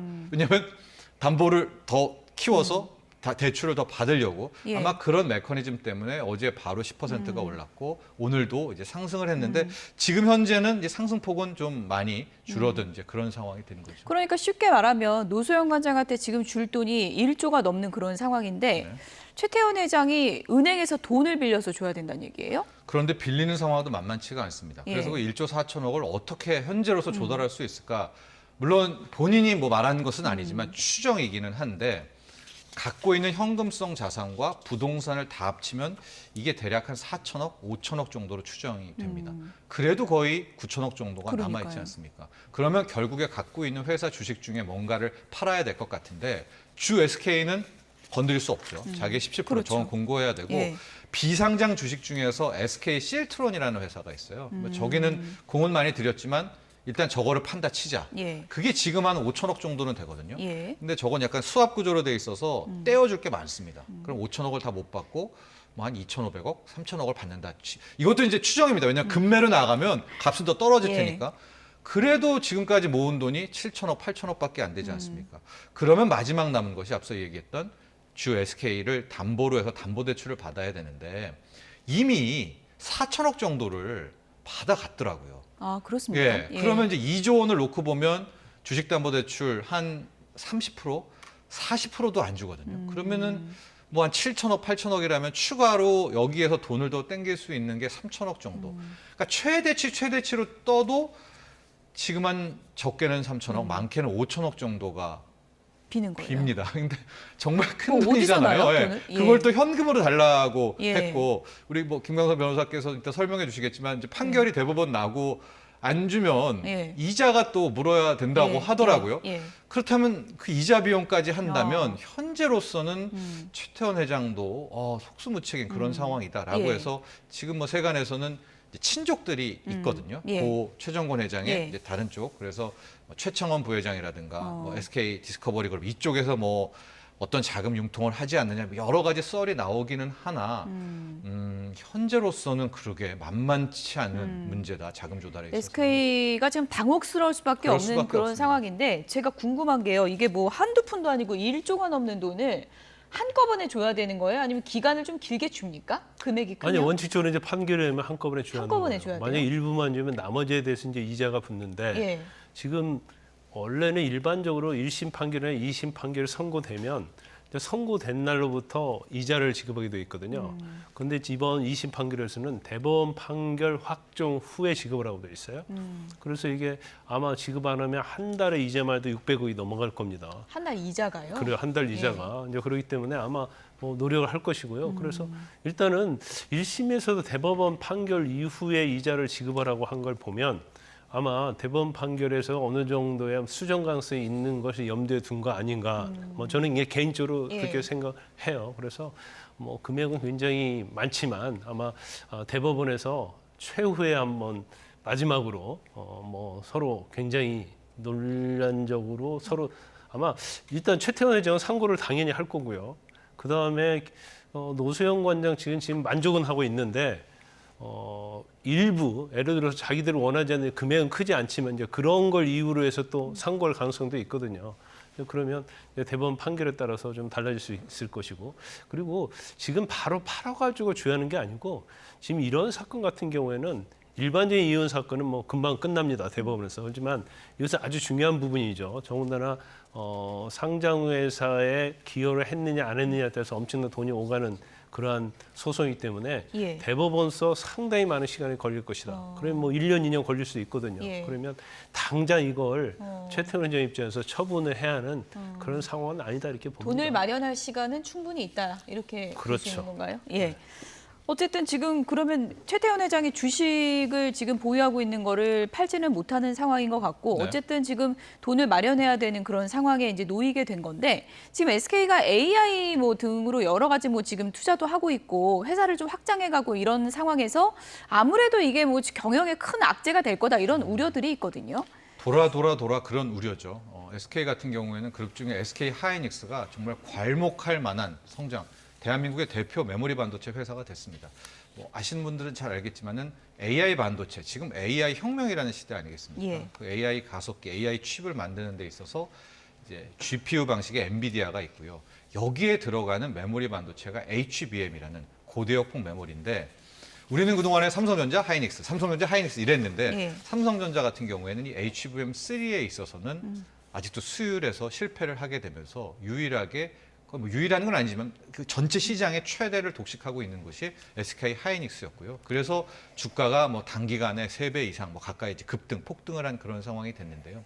지금 시장이 걱정하는 것은 또 어제 주가 빠지고 오늘 흔들리는 것은 실은 이제 뭐 AI 반도체에 대해 관련한 혁명들이 너무 이제 고평가됐다 이런 거품 논란에 엔비디아도 조정을 받으면서 함께 조정을 받은 측면도 있으나 두 번째 아주 미미한 아니면 또 뭐 시장 어떻게 바라볼지 모르지만 앵커께서 이야기한 것처럼 이런 문제로 이제 최태원 회장이 여기저기 이제 다녀야 되고 뭐 신경을 못 쓸 경우엔 정말 중요한 상황인데 뭐 SK 하이닉스도 못 챙길 수 있지 않겠느냐라는 우려로 또 일부 물량도 뭐 나왔을 수가 있을 것 같으나 다만 하이닉스의 지금 주가 조정은 오히려 이 이혼 이슈보다는 그런 자체적인 이슈, 뭐 엔비디아와 관련됐던 AI 반도체의 대장주들의 주가가 고평가됐느냐, 적정하냐, 뭐 이런 상태에서의 조정이다 이렇게 보여집니다. 네, 최태원 회장과 노소영 관장이 지난달에 열린 항소심 최종 변론에 둘 다 참석을 했었고요. 나오면서 기자들의 질문에 이런 답을 했었습니다. 얘기를 잠시 듣고 오겠습니다. 비록 잃어버린 시간과 가정이 되돌릴 수는 없겠지만 이 사건을 계기로 해서 가정의 가치와 사회 정의가 설 수 있는 그런 계기가 되었으면 하는 바람입니다. 저도 앞으로 남은 삶을 통해서 이 일에 최선을 다해서 헌신하도록 하겠습니다. 감사합니다. 네. 재판 소감 한 말씀 부탁드릴게요. 변호사님들이 다 얘기하셨습니다. 네. 네, 뭐 두 사람, 뭐 지금까지 이혼 과정에서 여론전을 펼치는 모습도 많이 볼 수 있었고요. 어제 법원 판결에서 조금은 이례적인 게 이런 얘기들이 있었습니다. 일부 일처제를 존중하지 않는 태도를 보였다. 반성의 기미가 없다. 이런 내용들이 포함됐는데 이건 좀 이례적인 건가요? 아니면 많이 좀 등장하는 문구입니까? 아니, 그렇게 많이 등장하지 않죠. 대부분 이혼 소송에 있어서는 누가 유책 배우냐에 관한 문제인데 그럼 유책 배우자인 것이 인정이 되면 당연히 유자료를 지급해야죠. 왜냐하면 정신적 손해를 가하기 때문에. 그다음에 가장 많이 따진 게 재산 분할이거든요. 그러면 유책이 누가 있느냐에 대한 판단은 사실은 어렵지는 않아요. 일반적으로. 근데 지금 최태원 회장 같은 경우는 유책이 최태원 회장에 있다는 것은 너무 명백한 거고 또 본인이 어떻게 보면 이제 커밍아웃 했단 말이에요. 언제부터 뭐 사이가 안 좋았고 뭐 결혼을 한 10년 이후부터 사이가 안 좋았고 뭐 그러다가 누굴 만났고 그래서 뭐 애도 낳고 뭐 그런 내용으로 계속적으로 뭐 어떻게 보면 노골적으로 이제 외부 활동하면서 그걸 했고 거기에 이제 어떤 점이 나오냐면 배우자와 유사한 지위란 얘기가 나와요. 유사한 지위. 예. 그 말은 뭐냐면 배우자는 노소영 씨가 있는데 외형적으로는 마치 TNC 재단 이사장인 김희영 씨가 배우자인처럼 그런 이제 같이 공식적 석상에서 같이 다니고 그랬다는 거 아닙니까? 그래서 아마 이제 그런 부분에 대해서 재판부가 굉장히 좋지 않게 봤다 이렇게 볼 수가 있어요. 뭐 일부 일처제는 뭐 당연한 얘기고요. 또 거기에 반하는 행동이 일반적인 이혼 소송에서는 아마 숨어서 한다랄지 아니면 자기의 불륜 행위를 굉장히 축소시킨다랄지 아니면 부인을 한다랄지 이제 이러는데 사실은 최태원 회장은 뭐 노골적으로 다 이 얘기를 다 하잖아요. 공식으로 있고 뭐 편지도 보내고 언론사에다 자필 편지 써서 뭐 나의 어떤 뭐 같이 사귀는 사람이 누구 이런 것까지 다 했단 말이에요. 그것은 이제 반성의 기미가 없다는 것은 그런 말이에요. 이제 부끄러울지 알아야 하는데 부끄러워할 줄을 모르고 오히려 이것을 뭐 자랑스럽게 외부에 공표하고 이런 거에 대해서 굉장히 도덕적으로 좋지 않게 본 거죠. 뭔가 사회에 메시지를 주고 싶었던 거예요. 그렇죠. 그러면서 이제 그 여파로 유자료가 1억에서 20억까지 상향이 된 거죠. 최태원 회장 측에서는 일단 재판이 너무 편파적이었다. 이렇게 굉장히 강도 높은 톤으로 이제 비판을 하고 기업의 역사와 미래를 흔드는 판결이다. 이렇게까지 얘기를 했더라고요. 네, 그런 반응에 대해서 어떻게 보십니까? 아니, 그러니까, 당황하셨습니까? 예. 그래서 아마 재판부의 또 하나의 뭐 판사분의 판단이 있지 않았는가. 최태원 회장도 이렇게 당황을 했을 것 같습니다. 네, 그럴 것 같습니다. 네. 보통 근데 재판부 판결이 나오면은 좀 마음에 들지 않더라도 좀 인정하는 듯한 그런 얘기를 하는데 최태원 회장 측에서는 이런 뭐 조금 전에 설명해 주신 뭐 일부 일처제에 대한 판결이라든지 비자금 문제라든지 그런 것을 좀 너무나 한쪽 편만 든 거 아니냐 이런 불만을 좀 토로했다는 해석이 있더라고요. 최태원 회장 입장에서는 그럴 수가 있죠. 왜냐하면 이제 대부분 많이 법조인들도 마찬가지로고요. 유자료 자체도 뭐 1억 정도의 금액이 인정될 거라고 봤고 많은 법조인들도 항소심에서도 그렇게 달라질 게 없다고 많이 봤거든요. 그런데 아마 재판 과정에서도 아마 재판부에서 아까 일부 일처 얘기 나오지 않았습니까? 이제 그런 부분도 굉장히 세심하게 바라보면서 뭐 소명하라 이제 그런 식으로 했을 것 같아요. 그러면 사실 이제 유책 배우자가 최태원 회장은 맞지만 그 부분을 중점적으로 계속 얘기를 하면 유책 배우자인 최태원 회장 입장에서는 아니 인정하는 걸 전제로 하는 건데 자기의 어떤 뭐 굉장히 파렴치범으로 몰고 가는 게 아닌가 이제 그런 편파적으로 생각할 수 있고 아마 그것보다도 더 중요한 것은 사실 SK 주식에 대한 기여도 아닙니까? 그러면 아마 같이 뭐 대형 로펌에서 다 어드바이스 해주고 컨설팅 받았을 거예요. 그래서 이건 문제가 없다고 생각했는데 재판 과정을 보니까 비자금 관련 약소문 같은 사진을 내놓고 하니까 거기에 대해서 재판부가 엄청 이게 섬세하게 보면서 꼬치꼬치 뭐 성명구하고 그런단 말이에요. 그러면 아니 비자금 불법 자금인데 이걸 여기다 반영하려고 하나? 좀 약간 재판의 방향이 이상하게 가는데 아마 그렇게 느꼈을 가능성이 크고 아마 재판 선고 결과에 대해서는 엄청나게 놀랐을 겁니다. 그러다 보니까 뭐 재판부가 좀 편파적이었다 이런 얘기를 하고 있는 것 같아요. 반면에 노소영 관장 측에서는 이번 판결에 대해서 아주 훌륭한 판결이다 이런 정반대의 입장을 내놨습니다. 변호인의 입장을 잠시 듣고 오겠습니다. 무엇보다도 거짓말이 굉장히 난무했던 그런 사건이었는데 실체적 진실을 밝히느라고 애써주신 재판부한테 감사드리고 또 혼인의 순결과 일부 일처제 주의에 대한 헌법적 가치를 깊게 고민해 주신 아주 훌륭한 판결이라고 그렇게 생각합니다. 네, 지금 뭐 훌륭한 판결이다. 당연히 이제 뭐 그런 반응이 나오는 게 당연한 것 같긴 한데 지금 뭐 노소영 관장이 동거인인 김희영 씨 상대로도 소송을 하고 있는 게 있잖아요. 그렇죠. 유자료 소송하고 있죠. 이번에 최태원 회장과 관련된 판결에서도 이 부분이 조금 설치가 돼 있어요. 그래서 노소영 측에서는 219억 정도를 김희영 씨를 위해서 썼다. 근데 구체적으로 쓴 내역까지 다 밝혀졌는데 김희영 씨에게 이제 개인적으로 준 돈이 한 10억. 70몇 회에 걸쳐 송금했다고 하고요. 그다음에 김희영 씨 자녀에 대한 학자금, TNC 재단에 대한 출연금 한 40매더, 그리고 김희영 씨 가족에 대해서 또 어느 정도 뭐 10매덕 정도를 또 도와줬다고 그래요. 그래서 이거 자체도 사실은 이번에 이목을 끄는 이유가 뭐냐면 재산이 있는데 어느 시점에서 재산을 뭐 확정을 해서 재산 분할을 하는 게 맞는데 자기 재산인데 이걸 부정한 행위에 상대방에게 썼기 때문에 예. 이것도 총체적 재산에 포함시켜야 한다고 해서 재산 분할 대상으로 삼은 상당히 좀 이례적인 겁니까? 예, 이제 판결이라고 볼 수가 있어요. 예. 그러니까 동거인에게 흘러간 자금이 지금 뭐 200억이 넘는다 이렇게까지 구체적으로 좀 산정한 거잖아요. 그렇죠. 그 예. 부분을 계속적으로 노소영 씨 측에서 주장을 했던 부분인데 이게 이제 반영이 된 겁니다. 여기에. 예. 동거인 김희영 씨와의 최태원 회장과의 관계가 이번 이혼에 이제 발단이 된 건데 최태원 회장이 과거에 2015년에 이제 고백했었던 건가요? 네, 그렇습니다. 고백하기 이전에 이미 뭐 증권가 정보지 같은 경우에서는 이런 이야기들이 좀 나와 있었어요. 왜냐하면 최태원 회장은 우리가 알다시피 이제 딸만 2명이잖아요. 하고 그 딸 2명도 다 알려져 있는데 그 외에 이제 또 다른 이제 작은 아이들에 대해서 이제 학교 뭐 이렇게 왔다 갔다 하면서 사람들의 시선도 있고요. 그럼 누구지? 왜 저러지? 이러면서 소문들이 빠르게 퍼져 나가는 그 언젠가 시점에 최태원 회장도 더 이상은 숨길 수 없다 생각한 것 같습니다. 그래서 2015년에 거의 유력 언론사들 전체한테 편지를 보내게 되는데 그때 이제 시작 문구가 자연인 최태원이 나오게 되는 거죠. 그래서 자기가 부끄러운 고백을 하려고 한다. 그리고 김영 이사장과의 관계들을 이야기하는 2015년에 저 편지 역시도 이게 좀 우리가 못 보던 편지잖아요. 아직까지 이제 부인도 있었고 그래서 굉장히 그 2015년에 떠들썩한 사건이었었는데 그 뒤로 최태원 회장은 이제 저런 자신의 스탠스를 끝까지 이어져 갔고 그게 이제 이번 법원 판결까지 오게 된 그런 아까 겁니다. 그 노소영 관장이 김영 씨를 상대로 한 유죄로 소송 얘기를 답을 제가 아는 것 같아서 일단 한 30억 정도 유죄로 청구를 했어요. 30억이요? 네, 예. 그런데 지금 1심에서 최태원 회장은 1억 지급을 하고 나왔고 2심에서 20억 지급을 하고 나왔잖아요.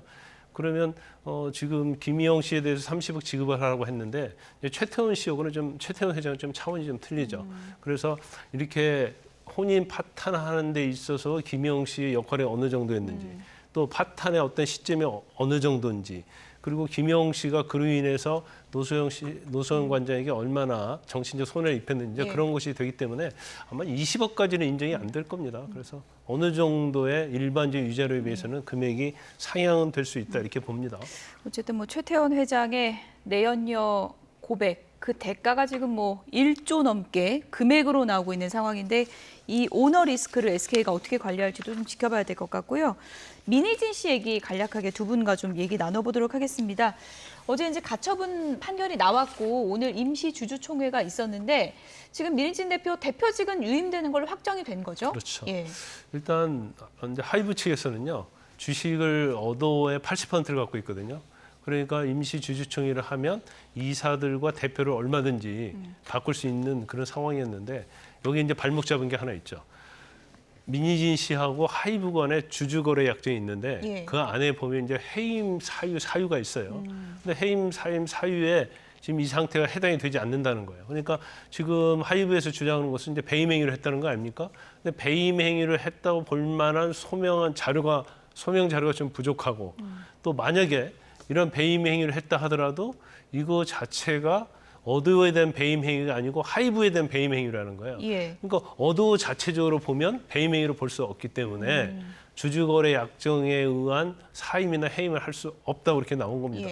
그런데 이제 문제는 뭐가 있냐면 이제 어도라는 회사가 있으면 이사가 있거든요.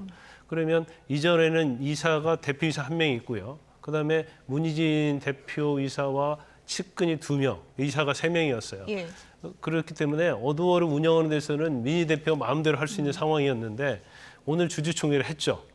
그래서 가처분 자체는 민희진 씨에 대한 것만 주식의 의결권을 행사할 수 없지 다른 이사에 대해서는 의결권을 행사할 수 있는 거예요. 그래서 오늘 하이브 측에서 민희 대표는 사임을 못 시키고 이사를 하이브 측 사람 3명을 넣었죠. 그러다 보니까 이제 이사회 자체는 하이브에서 장악을 했다 이렇게 볼 수 있습니다. 그러면 대표직은 지켰지만 이사회 구성을 봤을 때 민희진 대표가 앞으로 쉽지는 않을 것 같은데요. 그렇습니다. 아마 그런 점들을 오늘의 하이브의 주가가 좀 반영하지 않나 보고 있는데요. 떨어졌습니까? 네, 한 4% 넘게 5% 가까이 좀 급락하고 있는 상황인데요. 시장은 크게 한 3가지 초점 맞추고 있는 것 같아요. 첫 번째, 일단 이사회에서 민희진 대표는 남겨두고 나머지들은 이제 자신들의 사람, 하이브 쪽으로 하는 1대3 구도가 됐지만 결국 핵심에 민희진 대표가 남아있지 않겠느냐. 그럼 이제 갈등은 지속될 수 있다라는 게 이제 첫 번째 포인트고요. 두 번째는 조금 더 들어가 보면 지금의 뉴진스를 만든 건 민희진의 힘인데 지금 1대3 구도로 이제 완전 이사진을 뺏기게 된 것 아닙니까? 예. 그러면 민희진 대표는 대표는 남아있지만 예. 과거처럼 왕성한 활동을 한다거나 뭐 본인의 어떤 인사이트를 담아서 새로운 후발 그룹을 키운다든가 이런 활동은 제약이 될 수 있는 것 아니겠습니까? 그럼 제2의 뉴진스가 나오기는 또 힘들지 않은 거 아니냐라는 또 우려가 이번 주가에 어떤 것이 정확히 반영된지 모르겠지만 예. 두 번째 포인트라고 볼 수 있고 예. 세 번째는 제가 좀 가장 중요하게 생각하는 건데 이제 뉴진스가 우리는 이런 내용이 있더라도 대중은 여전히 뉴진스를 사랑하고 뉴진스 팬들은 여전히 좋아하고 이제 그런 믿음으로 갖고 있는데 예. 실은 하이브의 핵심은 결국 뉴진스가 똑같은 인기를 구가하느냐, 뉴진스가 똑같은 매출을 내주느냐, 아니면 그 이상을 내주느냐의 관건 아니겠습니까?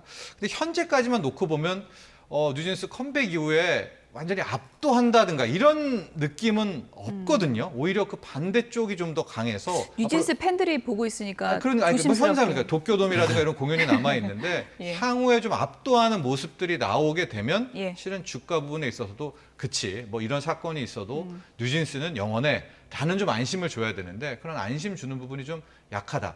그래서 이런 세 가지 정도 민희진 대표가 앞으로는 힘을 못 쓰겠네 이런 부분이 오히려 더 주가를 눌리지 않았을까 이런 예. 판단도 한번 해보도록 하겠습니다. 지금 뭐 여러 전망이 있는데 결국은 하이브가 민희진 대표 어쨌든 해임하려고 하지 않겠느냐 이런 얘기들이 있고 그러면 하이브가 지금 이제 앞으로 할 수 있는 게 뭐가 있는 거예요?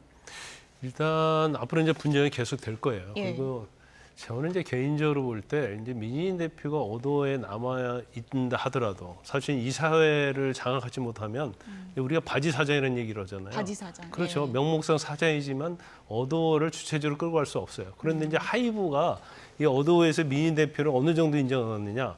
어차피 사임이나 해임을 못 시킬 거라고 한다면 어도 자체 내에 있는 뉴진스가 정말 활동 열심히 하고 매출을 올릴 수 있는 뭐 세계적인 그러한 뭐 아이돌을 키우는 것이 하이브에도 참 좋거든요. 그래서 뉴진스와 관련된 걸 제어하기는 어렵지 않을 것이다. 그러면 사실 이제 풋옵션이랄지 뭐 이런 여러 가지가 막 얽히고 설켜 있거든요. 네.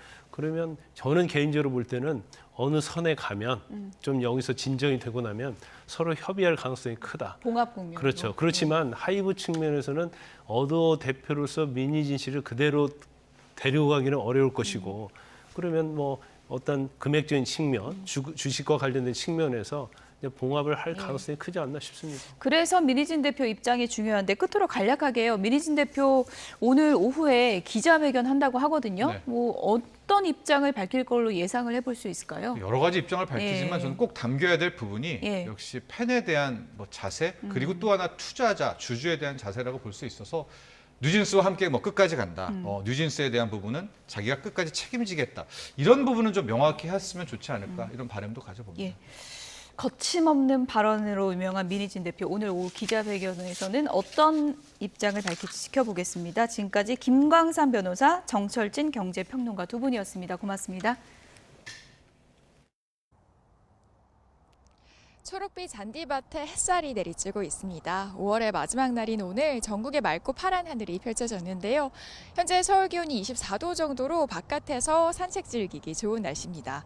다만 볕이 다소 강해서 이곳 한강공원을 찾은 시민들은 그늘 아래에서 휴식을 취하는 모습을 볼 수 있는데요.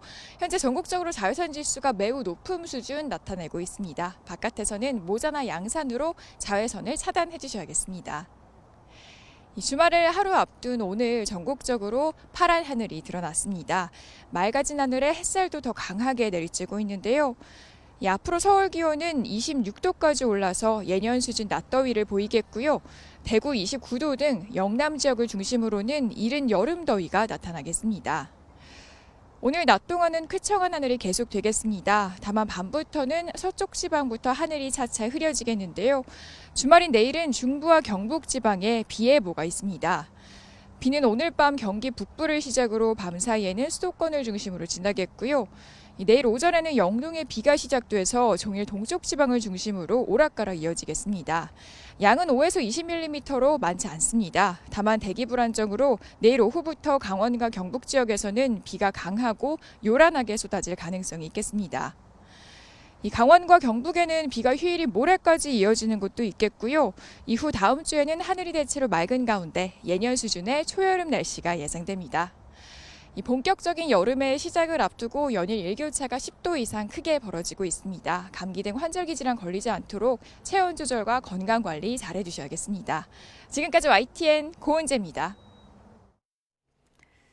뉴스나우 오늘 순서는 여기서 마치겠습니다. 다음 주 오전 11시 30분 더 생생한 뉴스로 찾아뵙겠습니다. 여러분 고맙습니다.